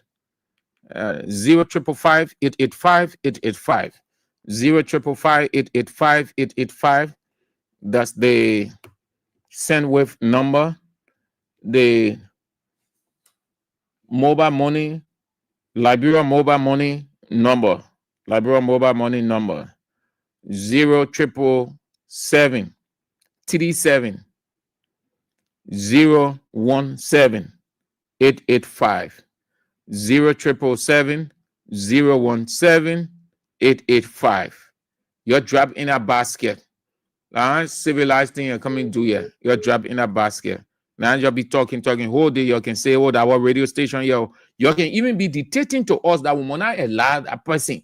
Why you allow that person? Call that person up when we read. When look at the live, look at the comments. We can laugh. Somebody say, call that person up. So okay, we agree. Because they are station. So support the station now. They were in Nigeria talking. When you say this thing, that our station, it means you are a shareholder. You get something inside, you put in something there. When you get shareholder, it means they put something in that thing, they get money there, so they get voice. And say, look, we want the one. We want that one. And the people agree because they put something there, they get money there. Yeah. So, that is. Let me go now. Let me see my document here. Let's go. Let's go. Must I take a break? No, let's be doing it. Yeah. Let's have this break. Let's have this break. Then we'll take your calls, and then you'll be dropping. I'll come and call all of your name one by one. Just how the people can do to launch in. Hey, Joe Public. And Joe Public go, he drop. Cynthia Moses. Cynthia goes there. She drop wherever she can drop. They go. They call the other person. Elizabeth Tojila. Elizabeth, she drop. That's what I'm about to do. Okay. But before then, let's take a break. I come and call all of your name. You don't run away. Oh. You don't do that fundraiser thing there. And you don't go. I said read up you see before they go in. All of you, I'm about to call your names. You were dropping a basket at Christmas season. Yeah, what we're doing our, you know. So let's have this break, short break. It has been difficult. No. Yeah. Let's have this break. Council of churches, you're not seeing these signs. You're sitting down there, you're passing around, you call yourself Council of churches, Council of criminals. Liberia Council of Criminals, they call your LCC. Liberia Council of Criminals, LCC. It's not like Liberia Council of Churches, oh. Liberia Council of Criminals, because you people are a bunch of criminals. Today, I expect other sound people who part of the Council of Churches to be distancing themselves from these people, therefore they can shame and disgrace they have brought before you people.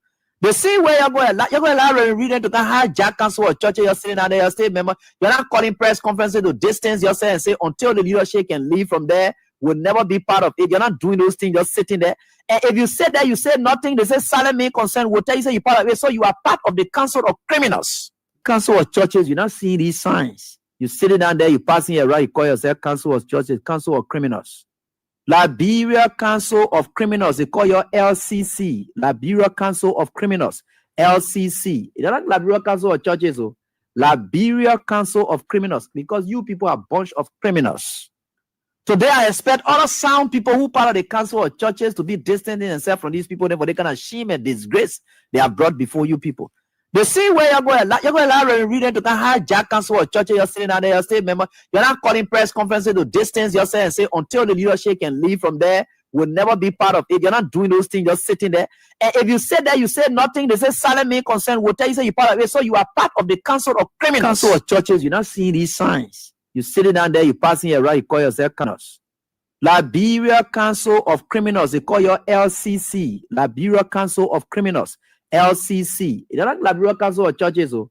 Liberia Council of Criminals, because you people are a bunch of criminals. Today, I expect other sound people who part of the Council of Churches to be distancing themselves from these people, therefore they can shame and disgrace they have brought before you people. The same way you're going to read to hijack Council of Churches, you're sitting down there, you're state member, you're not calling press conferences to distance yourself and say until the leadership can leave from there, will never be part of it. You're not doing those things, just sitting there. And if you said that, you said nothing, they say silent me concern, will tell you say you're part of it, so you are part of the Council of Criminals. Somebody drop a pressure or high sugar, we say that job.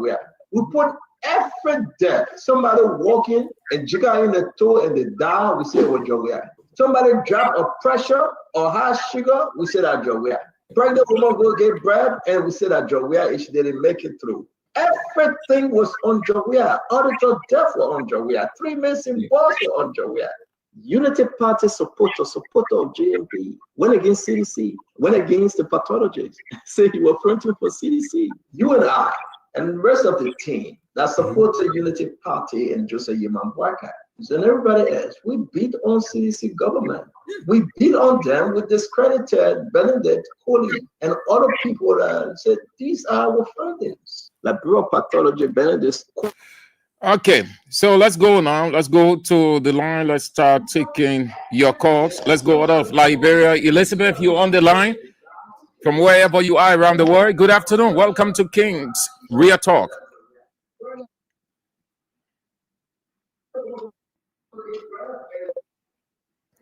Hello?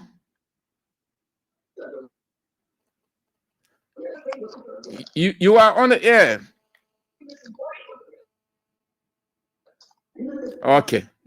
Apparently she isn't following. Let's go to this one. Hello? Yeah. Hello? Yeah. Yeah, this is Miracle Sumo calling for 20th Street. Yes. Yeah. What you are saying, those things will not be strange because I can recall when the election, the youth pastor of Liberia Plan is supposed to political party. So the council why they want to carry religion is not how it should be. So I think they need to all of guys that will not be part of it, sit down and see how that they can settle council of justice. All right, Chief. Thank you. Yes, you are right. Thank you so much. Let's go now. Hello, Elizabeth. Yeah.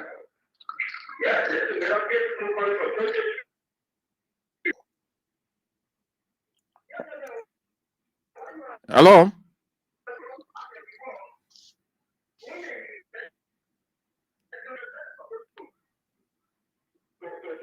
Elizabeth, you are on the air. You. Hello, sir. Yeah, you are on the air. Hello. You are on the air. Let's hear you, Elizabeth.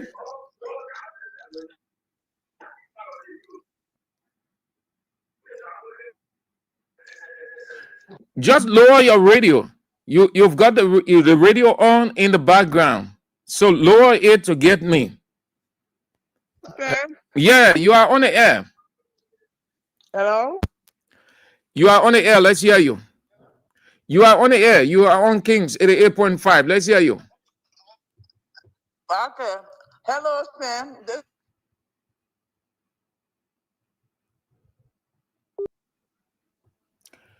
Yeah, you went off. The network is not encouraging. The network is cracking. Let's try this one. Hello. Yeah. Hello, Andrew. Yeah. To call it for Jacob Ria. Yeah. Saint Andrew, the whole life is poor. Churches were depending on that then money being the get behind Waka. Because children the whole thing. All everything will come out. Nothing will not stop us.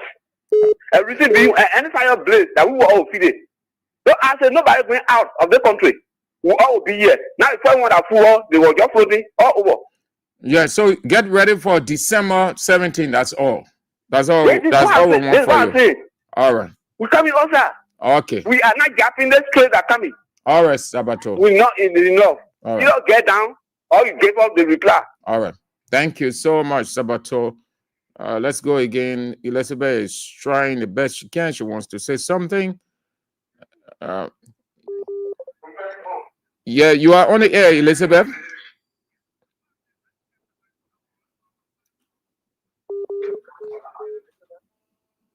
Hello. But I do not know what system you're using over there because I keep hearing everything in the background. Yeah, I don't know. That's the reason you're not getting me.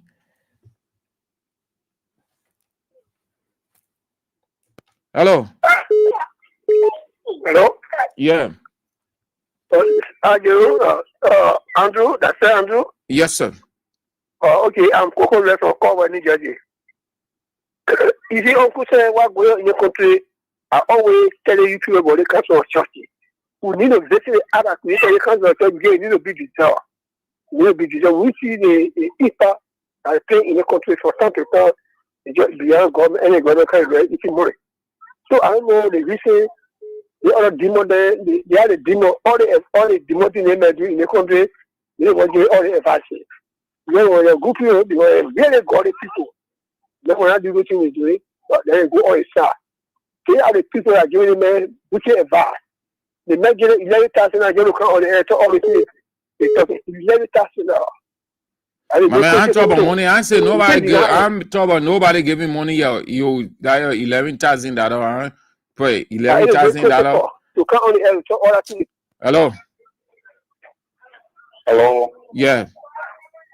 Yeah, I'm Pastor Samuel David Smith calling from Peace Island, Komota. Let's hear you, Pastor. Yeah. There are two cardinal things that the bishops, the government law of. And those things are they lack wisdom, they lack leadership ability, they lack togetherness, and they lack unity. They don't have love.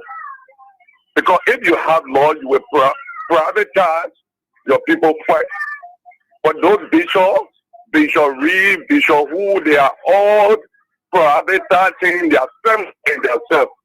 So you will find out that they won't work in the interest of the people. You see, that is the place we are heading now. When other people were protesting years back, they were in the interest of them. But now, they have come to the Unity Party, so people want to protest, they want to speak of that. I don't think that will be very fun for the country.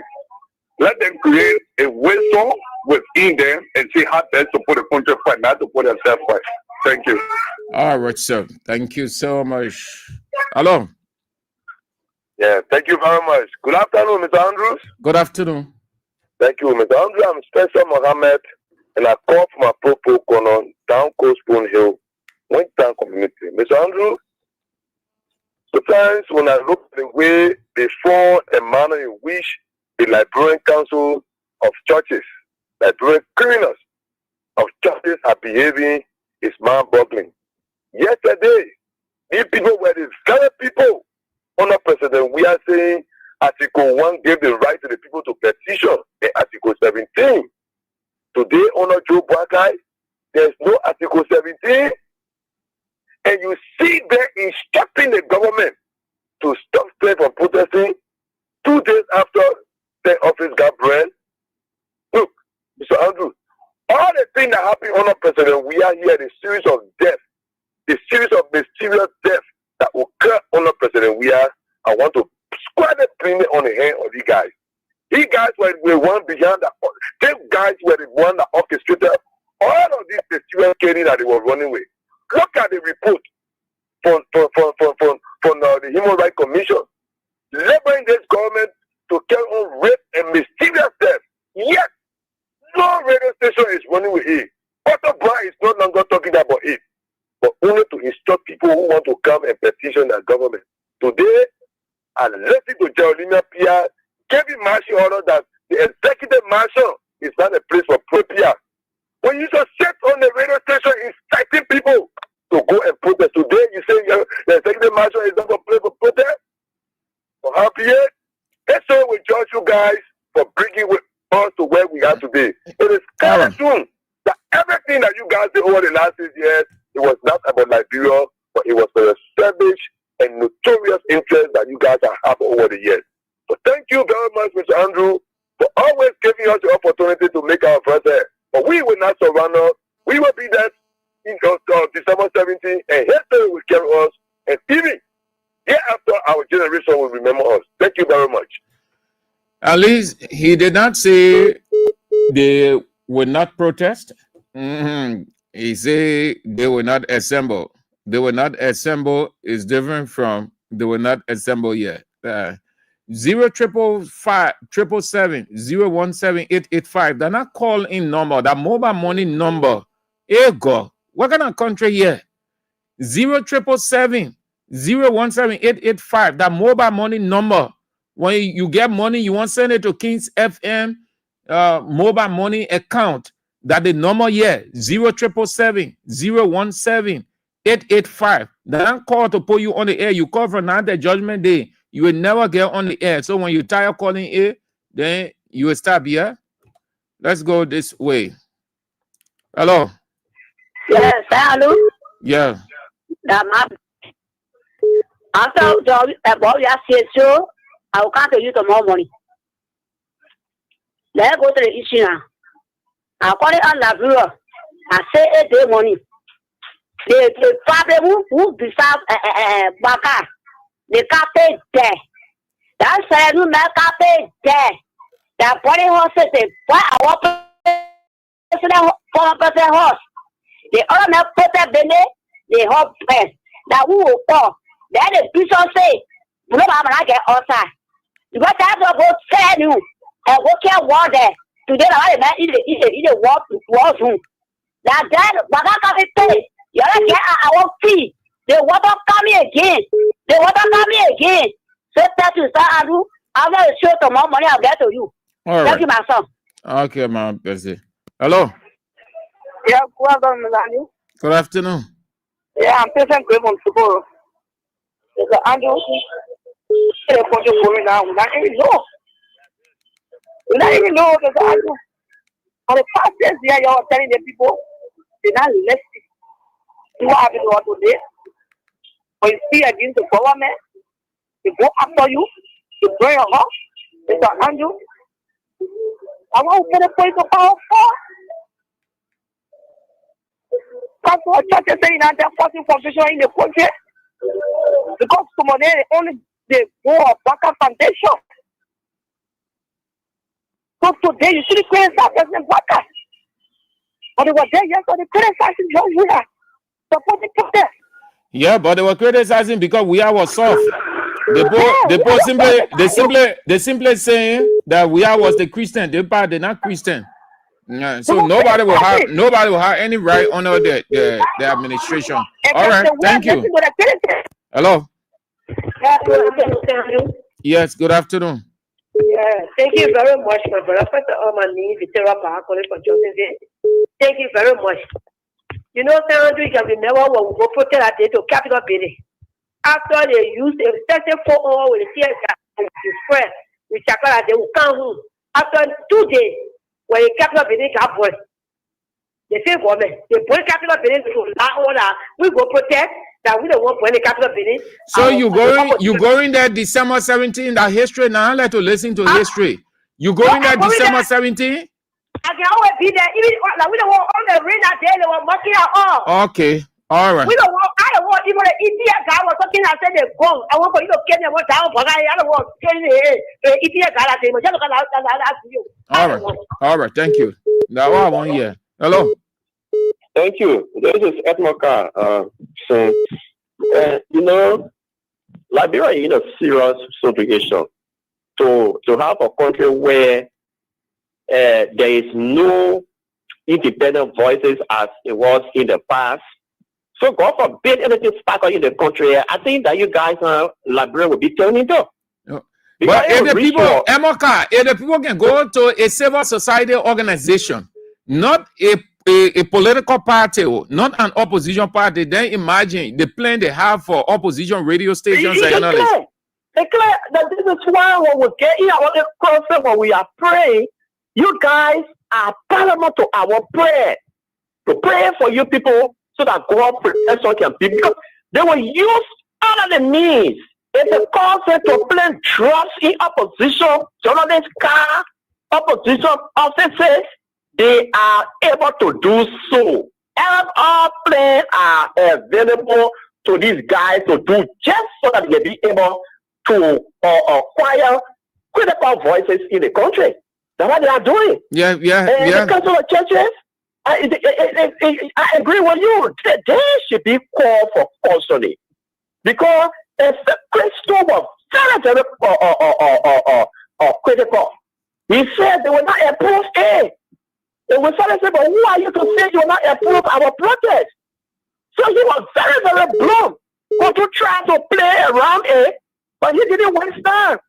So if there is any investigation and they don't invite them, then it will follow or validate our argument that it was the government that sent them to make that statement under the disguise of civil society grouping. But like I was saying earlier, because when the civil society grouping, council of churches that was here before, they will destroy themselves with the citizens, they will destroy themselves in the country. God forbid when there is a serious situation in the country. Okay? The people be saying, you know what you do? You go to King's FM, you go to Banner, you go to Twitter, you go to Voice. and talk to them leader council so they can be able to call on their follow up so that they can be able to turn down. That's where we are getting. That's where we are getting because people are now following you people and listening to you people more than any other thing. And you guys are one stepping to maintain the peace. And you guys was violent group of people. They could have been plunged into mess by now because of what they are doing. Come on, man. Thank you, man. Thank you too, Mr. Carl. Have a nice day. Yeah, that's where we are. And terrible. The Liberian Council of Churches plays the whole situation. Let's try Elizabeth again. Hello.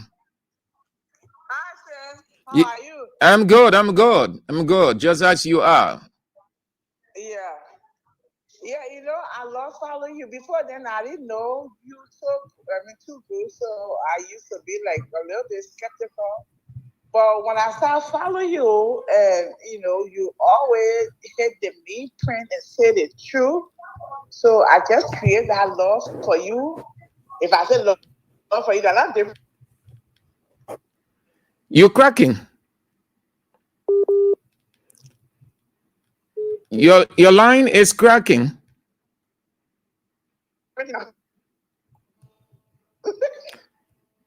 Hello? Yeah, let's try. Yeah. I just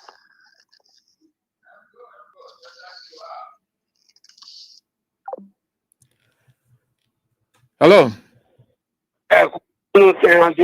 Yep. Hello? You are on the air, Chief. Okay. You see, Liberal Council of Churches, they are exposed themselves. Anyway, I'm you most of what calling you from Rapia with residents. The Council of Churches, they are serious embarrassment for all in the country.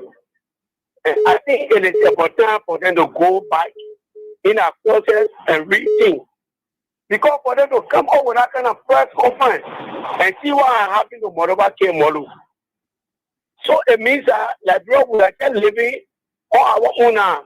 Because the religious leaders, they have been compromised.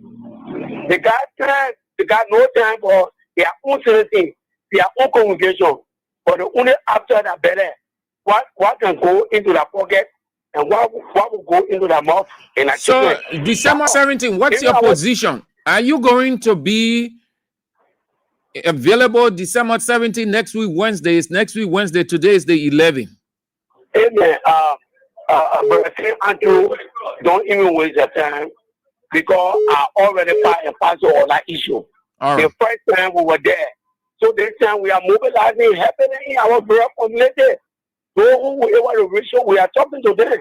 Because it's not about Molu, it's not about state, it's about our country. If we say we see our country going very bad and we don't do it, let's go and give them the opportunity what we got life in us. We will do everything possible to make the international community to know what is happening in our country. Those days when our mouth was closed, when we were far from participating in the activity is over. To keep pressing on that we can see results. All right. Hello? Yeah, hello, my name is Chief Cherry. Mm-hmm. There's a thing that the Unity Party government they forget to know, especially the crazy people who call ourselves Liberian Churches of Council. I think they're supposed to be appealing to the people, then they want to make them to be best. I promise you people, on the 17th date of December, we will be there. You will be there? Yeah, I said on the 17th date of December, we will be there. And we'll make sure that the population said that maybe that wanted to go there, they will increase. And the whole area will be jam-packed. And they will hear our voice. Because when they not hear our voice, we will not listen to them. All right. Okay, take care. Hello? Hello? Hello? Hello? Yes?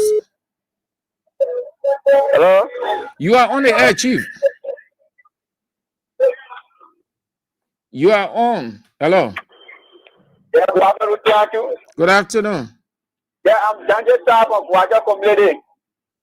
Yeah, my point is what you people going to protest for? Because for different with you guys, now this Buka is a true that a government has a challenge.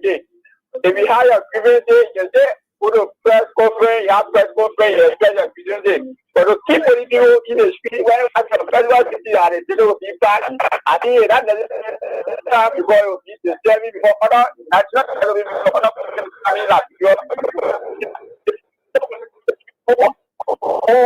unstable. That you will have to so you guys You Unity Party Mel, government man, listen to your own phone. Is that your phone, Sonny? Poverty stricken. Yeah, madness of the place, man. Your Unity Party man. Listen to your own phone. You're not sounding normal. You can leave your radio station. You're come to Kings. It tells anybody that Kings FM better. You prefer Kings, listen to Kings FM than your own radio station. You leave your radio station, you come to opposition radio station. Because your radio station not telling you anything good. You're tired listening to the same old story. Hello. Yeah, I come in. Hello. You are on the air, Chief. Hello. You are on the air. Okay, good afternoon. My name is Testimony Judge. I do call from Shepata. Thank you, Mr. Andrew, for your talking point.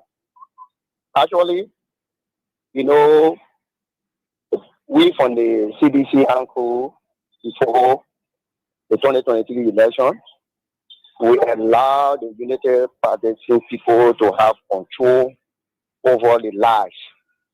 On the serious note, the first lie that the people came up with was the $16 million that saved that nation.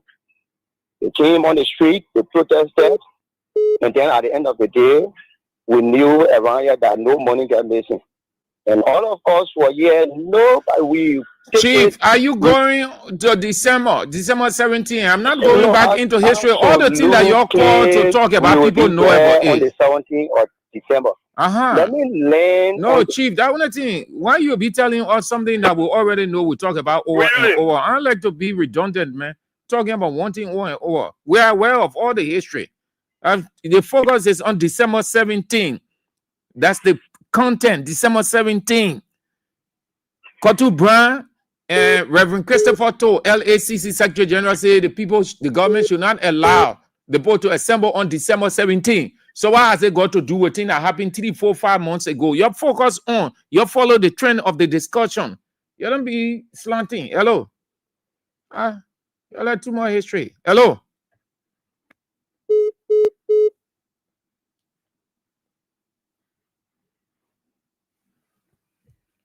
Let's see this side. Let's try this one. Hello. Yeah, good evening, Sir Andrew. Yes. Yeah, Sir Andrew, you go to the point. You not do me just now. You were talking. You know, my man, go straight to the point. Go straight to the point, my man. That radio station here, people listening to you. Other people on the line. You're not the only one. Go straight to the line. The point, brother. Thank you for the topic on the discussion. I cannot afford to miss that day. July 17, I was there. Yeah. July 17, I was there, and they coming 17, I will be there again. Thank you. Simple. Forget about historicizing. All the history you're talking about, we know about it. We're not talking about it. We're tired. We are aware. Hello. Hello. Hello. You calling, you holding the line. Hello. I do. Good evening, sir. Yes, sir. Yeah, Jefferson Slava calling from the Virgin Figure District, in Levy. I will fully be there with my own group. We protest. The people is living in May. They are trying to tell us that there is no council or church in your country. Thank you. Okay. Hello.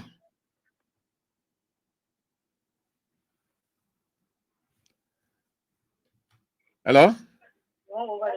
Yeah, hello? Lower your radio. Yeah, I'm all right. I will be on the protest that day. Enough is enough. We tired with the useless government attitude. My wife and I will be. My wife says she will be there that day. We all will be there. Yeah. Okay. That's good. Good to hear that. Your turnout. Nothing should discourage you. The goal is this government does not want any assembly. But we said this thing before when July 17 protest was coming. Hear it again. It's a simple political reason. The government thinks it is doing well. You want 500 million. You think that you are doing well internationally. You can do well internationally and have a bad domestic record. A government that is not open to respecting the rights of its citizens to assemble is a dictatorial, tyrannic government, despotic. It's not a good credential. You may think that nothing wrong with it, but the international community is watching. When we're talking initially, they say it was XYZ. Only for them to see the report coming on of extrajudicial killing, mysterious disappearances, bad human rights record, and on and on. Recently, the government-owned human rights institution, the Independent National Commission on Human Rights, released another damning report again of bad human rights abuses all over the place. The best thing you can do as a government to win international favor and recognition is to respect the rights of your people. They have the right to express themselves. That's what democracy was all about. Yesterday, when the government was raising its voice, the argument was it is the fundamental right of the people. And they even got the backing. Unity Party in opposition, they got the backing of the international community that the people have to protest. It is the right, it is democratic, and no one can infringe on it. So they were allowed to protest as many times as they wanted. They were allowed to do anything they want to do. You heard their man Stanton that it was planned and it was intended to discredit the CDC government. Today, they don't want anything to happen. But it doesn't say the country is peaceful. When you have a house and you're stifling on the rights of the people in the house, the children, that house is never peaceful. Anything. The people will just look at you. You do what you want to do. One day. And then they would look back and say, that's what you wanted. Hello. Oh, man, why you asshole? Hello? Yeah. Fine.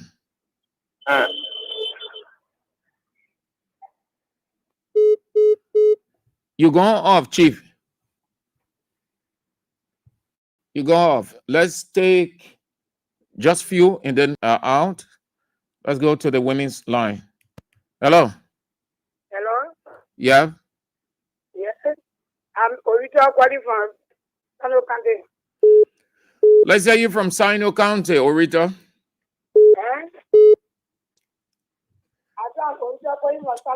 Yeah, talk. Yeah. So God, I thank you for your expression. You know, it's more with 1 year that people they're taking it to big fun. They're taking it to big fun. We went to this party and taking to no radio yet. So when we there, we jumping up with people. That one here busy you can listen to on us, huh? Yeah, somehow we can play Buja radio. That Buja radio are playing and I want to hear. Oh, okay. You're getting us on Buta radio. Yeah, on Buja radio. But the radio that they allowing people to listen to on that side are LBS. That's the only radio you can listen to. Oh, okay. So when you come on Buta radio, then you can get Kings FM. Yeah, I can get because Buja radio can really. That's good. All right. Yeah. So thank you, Papa. Thank you. We don't know. You know, they see, we did that we see that I was always down the fire, but we are receiving what we are. But they for everybody now. They for everybody now. And that protest, in the way you're talking, when they bring in, when they lay on anybody, they will not play the company, they will not play, they will go. And that protest, everybody will tell you, I'm coming tomorrow. Tomorrow I'm getting on it, I'm coming tomorrow. Okay. All right, Orita. Thank you so much, Orita. She tries the best she can to get us on Buto Radio. Hello. Yeah, good afternoon. Mm-hmm. Yeah, Samaju, this is Mohammed Don Fana Jr. Well, Samaju, I want to appreciate you this beautiful afternoon. Well, Samaju, I'm disappointed within the Liberal Council of Churches. You know, this is not how a leader should come on a public man, talk about December 17 protest. We finish with that thing. We'll finish with leave that thing. Yeah, December 17 will be there fully to the executive marshal ground. We're not going to the Universal Library on the executive marshal ground. This is what we thank you, brother. Okay, that's great. Get ready. They're not denying you. They're not denying you. They think that way they can weaken Moba Molu. But they don't know. But they know. They're acting like they don't know Moba Molu, but they know. Moba Molu is a fierce character. Moba Molu is a tight skin or thick skin. Yeah, that's the expression. Thick skin person. He's not intimidated. He's not the Edwin Snow and the other people type that when Jeremy Pierre back one, then it goes in his shelf. No, they know more about Molu. They know. Today, he made it clear that they're coming out and you come out. It is not wrong. It is not a violation. The government isn't stopping anybody and it can't stop anybody. If they do that, they are weakening their own selves. You think that the government has the support of the international community because they gave 124 million, which is an MOU. You think because they have been reaffirmed within the MCC Compact. The MCC Compact, you have to move to the next level. You can have a bad governance, bad human rights record within a short space, and the people put a stop to it. So they can trample on the rights of the people. They can do whatever they want to do. The international community is watching and documenting. Hello. Yeah, hello, Mr. Esen. How you evening? Fine, Chief. Yeah, anyway, my name is Odu Kasulu, and what you want to do about around my taxi. Anyway, I want to tell you about the Waka. That's the Waka. The Quran is to understand that one hell not put the whole rat itself. On that day, hell rat begin to eat on what God said in the Quran. But December 17, we are hostile. Our exam with Caesar matter. So the same thing that I want the world with the arm. Now by God going to get in the hand. I go point where I am with anything. So it's not the one thing. To be hostile, I will pack a motorbike. So I'm from motorbike like Caesar for community. I go out of motorbike today. I do what you say. So head in my heart, I want the talent listener. But I try to call today and get you. So tell Julius Waka, let him govern our country well. If that's hurting my feelings, so when you want to bring problem in the country, we're standing by our problem. So we are saying the arm for me, but you not take my knowledge for me. I go back for the arm. So I send it back. Thank you. Let's go. The women's line. Hello. Hey, hello. Hey, lower your radio. Lower the radio. Hello. Yeah. Lower the radio, madam. Yeah. Let's hear you. Yeah, my name is Simon, and I'm calling from Waterstar. Yeah, I said we'll be there by the grace of God. Long life and prosperity will be there by the grace of God. But that's me and my friends. All right. All right. That's good. You don't be afraid. You keep the momentum. Encourage your colleagues. Nothing going to happen. This country has, this government has a history, meaning they get a record. Besides that Capitol building that they themselves went beating people, beyond that, all of the protests been peaceful. Nobody got hurt. Nobody did anything to anybody. There was no fighting. Everybody went home. The police boss himself came to the whole country and the whole world to say it was peaceful. It's another one. It's not going to be violent. It's not going to be anything. Only the wishful thinkers like Kotu Brown and Christopher Toe. Wishful thinkers are people who want to wish evil, violence, chaos. So they will say, we said it. They are wicked people.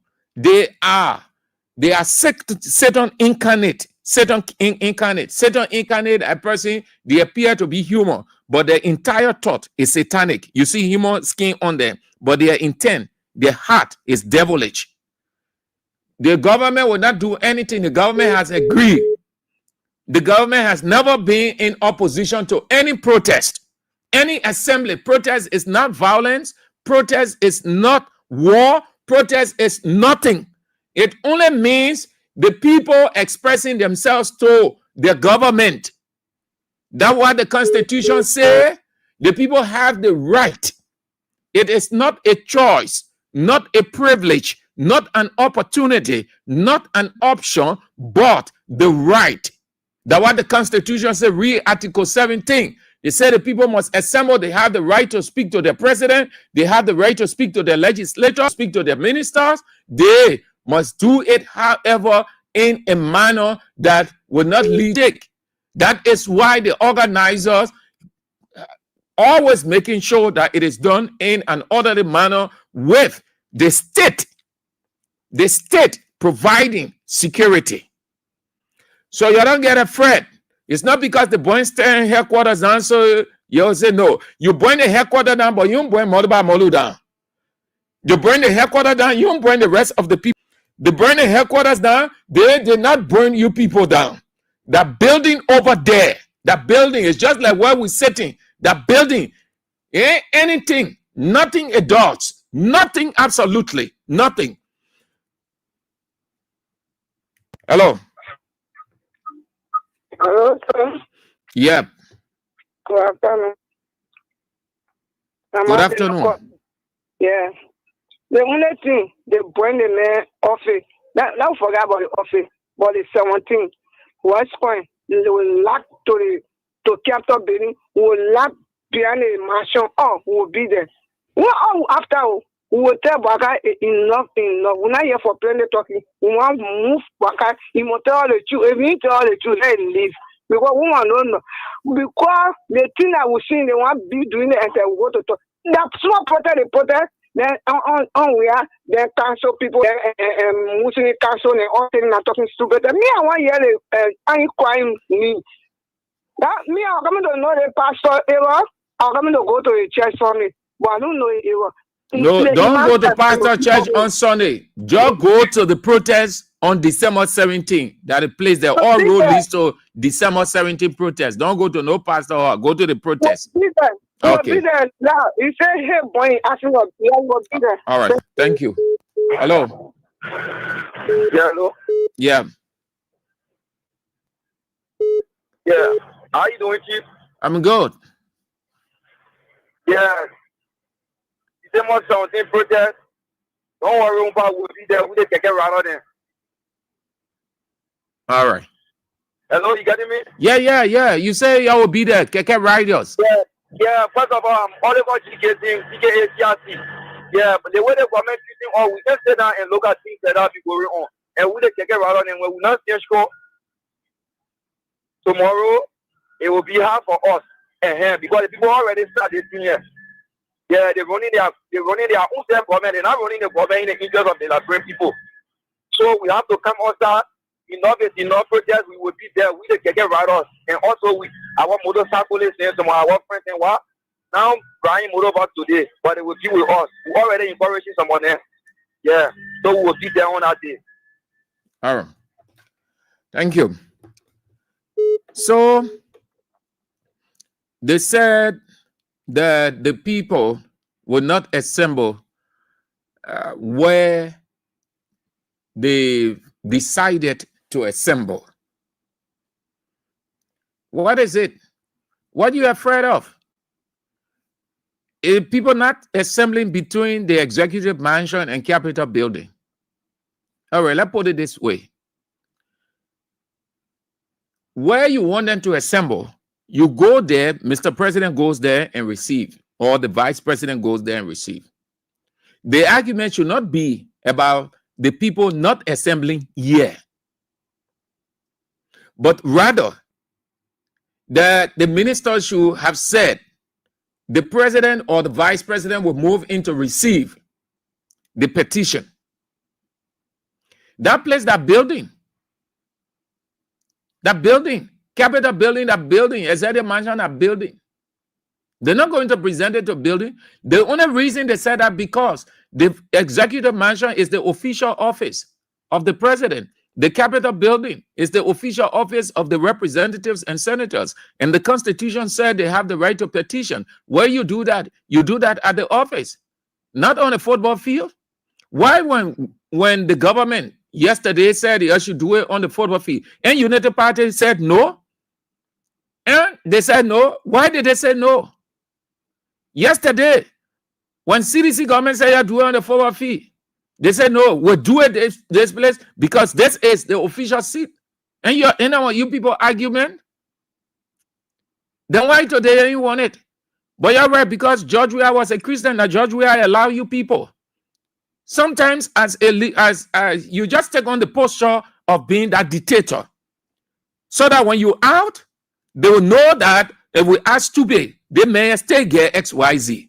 But George Weah, Mr. Christian, so you're doing all that you're doing, and you think that this place is your personal property.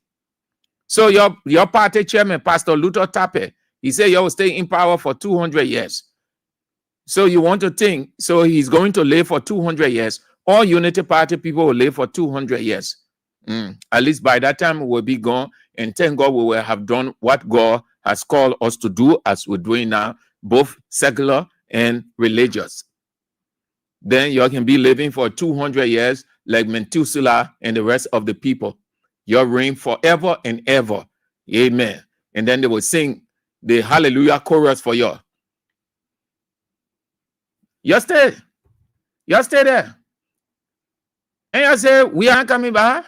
Thank God, you're not saying coming is not coming back. You're not saying Billy will not get it. You're not saying any other leader.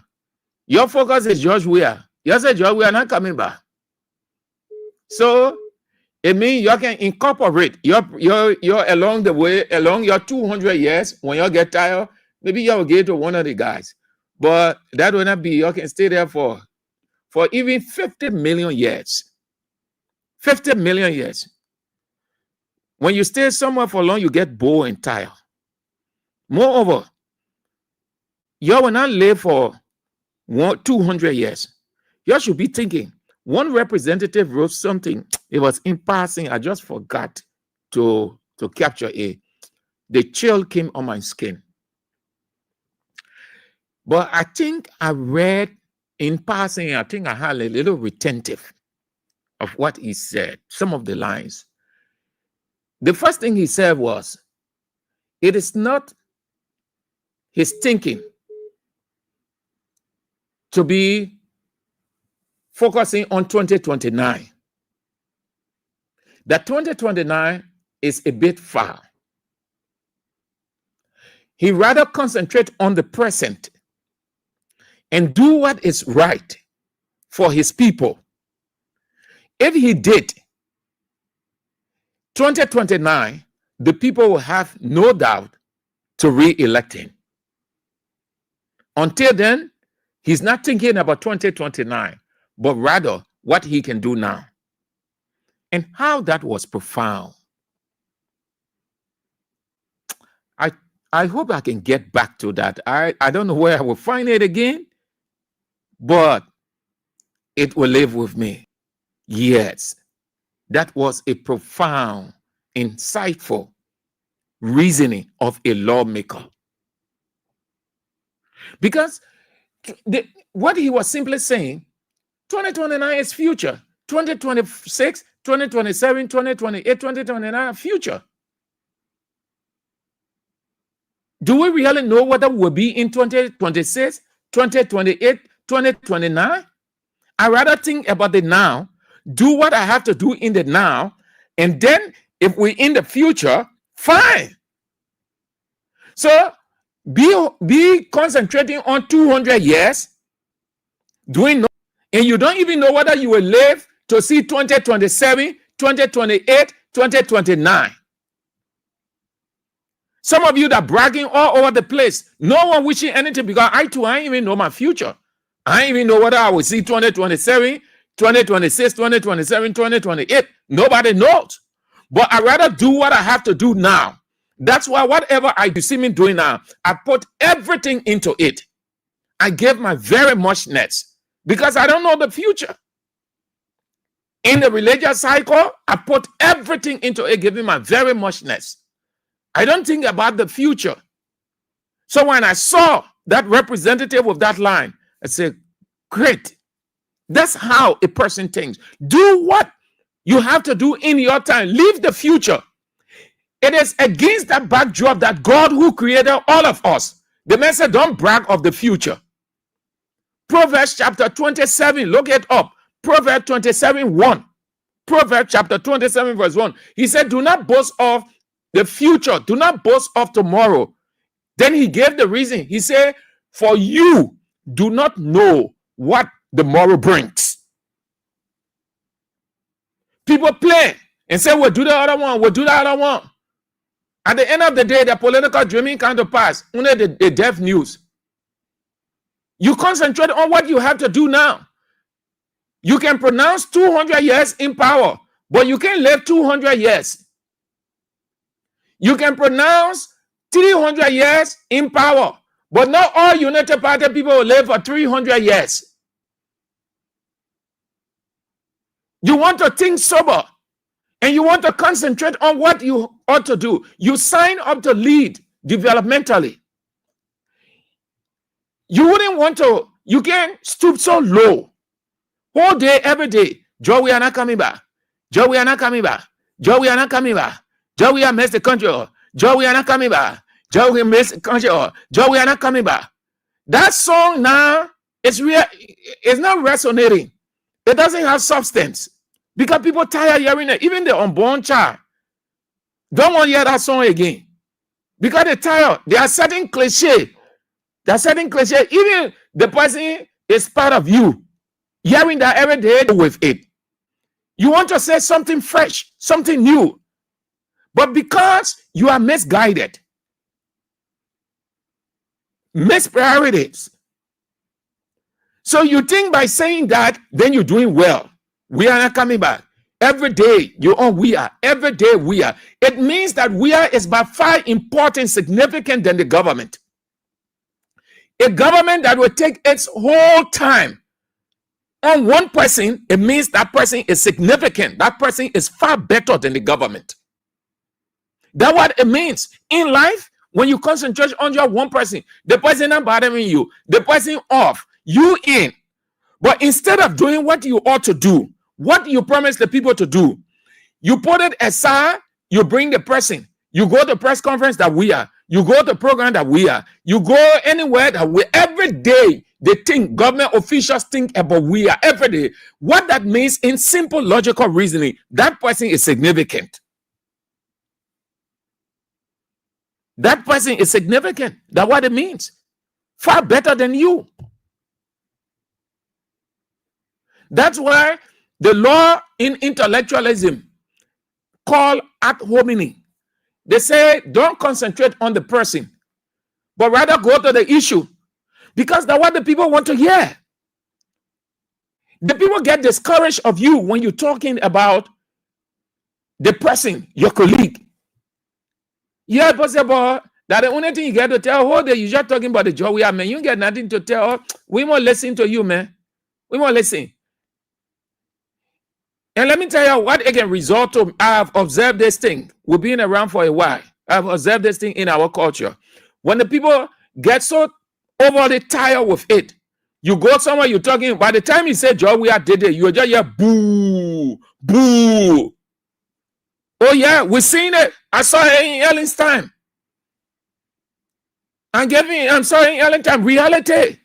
When people get bored with one thing, when you go, job we have messed the country, just how the Minister of Information will always say, the former president, job we are. But the time you start saying it outside, in the midst of people, you hear boo, boo. And then you look so small, so petty, so tiny. Because people tired hearing that.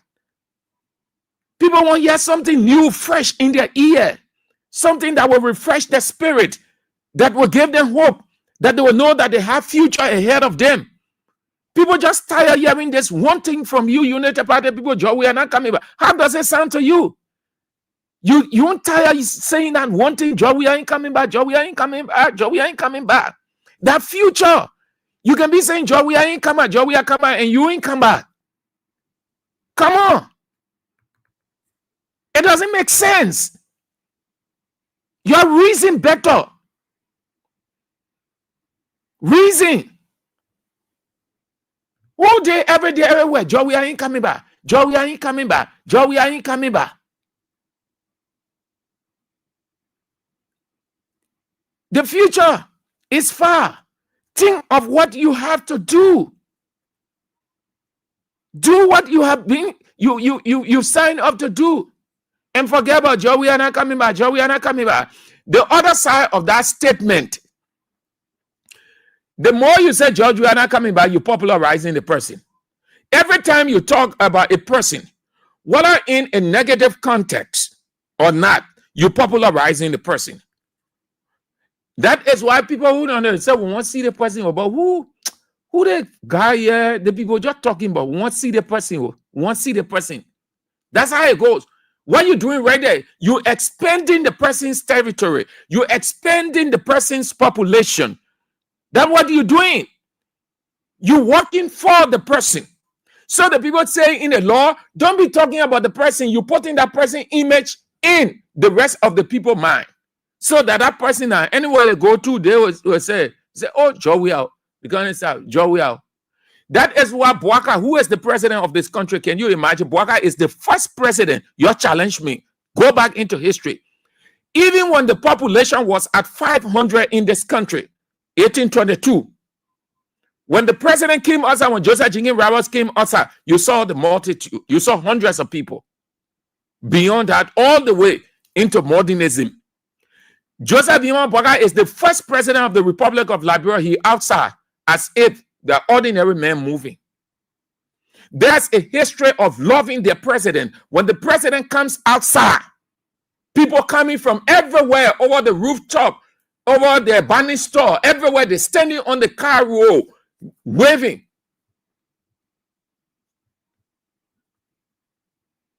It tells you that the president is unpopular amongst the people in his own country. Why? Because not necessarily that Bouaka is how should I say, but his people makes him unpopular every day. His Bouaka isn't charismatic. So that won't take it from there. He isn't charismatic. I do not know the gift that God gave him, but I see no supernatural and natural characteristic of attracting people. So let's assume that he's not that kind of character. So he's trying to fit himself within the psyche of the population. But yeah, is it his people continues to unpopularizing every day and popularizing George Weah, former President George Weah, former President George Weah, George Weah. So they're not talking about Joseph Bioma Bouaka. The more you talk about a person, you popularizing that person, you selling that person. The person who isn't talked about, people don't get to know that person. So you're just putting it in your mind, simple logic, simple reasoning. You'll continue to talk about George Weah, that he's not coming back. This country, that Unity Party personal property. Only Unity Party people go and vote. But the future is far. We're not talking about the future yet. We're not talking. God said, no, don't talk about the future. What did James say? James said, what is your life? What is it? James was referring to the same future. He said, what is your life that you will boast, that you will brag? It is here today. And in a moment, in a twinkling of an eye. So don't brag, you will stay there 200 years. Do you know 200 years? That's what James meant when he said, what is your life? It was not a rhetorical question James was asking. It was a straightjacket question. In fact, it wasn't a question, sir, but it's in a question form, but that is a statement. What is it that you're boasting and bragging will be days? We'll take no in the one, we'll do the one. When you even know tomorrow. Many people said that and they did not see the very tomorrow. But what you concentrate on what you have today. Use the future, see the future as today, and do what you promised the people to do. And stop singing that how they call it, that broken record. We are not coming back. We are not coming back. It means we are better than the government. It means we are better than President Bouaka. Because when President Bouaka, people hold their own George Weah and say, I should be popularizing my leader. I should talk about my leader more. That's what it is unto me. I should not be talking about the next person. But you talk about we are the more. Everything, we are not coming back. We are not this. We are not that. So what are you saying about Bouaka now? What are you saying about Bouaka? You continue to popularize the man, man. I see you. I see you.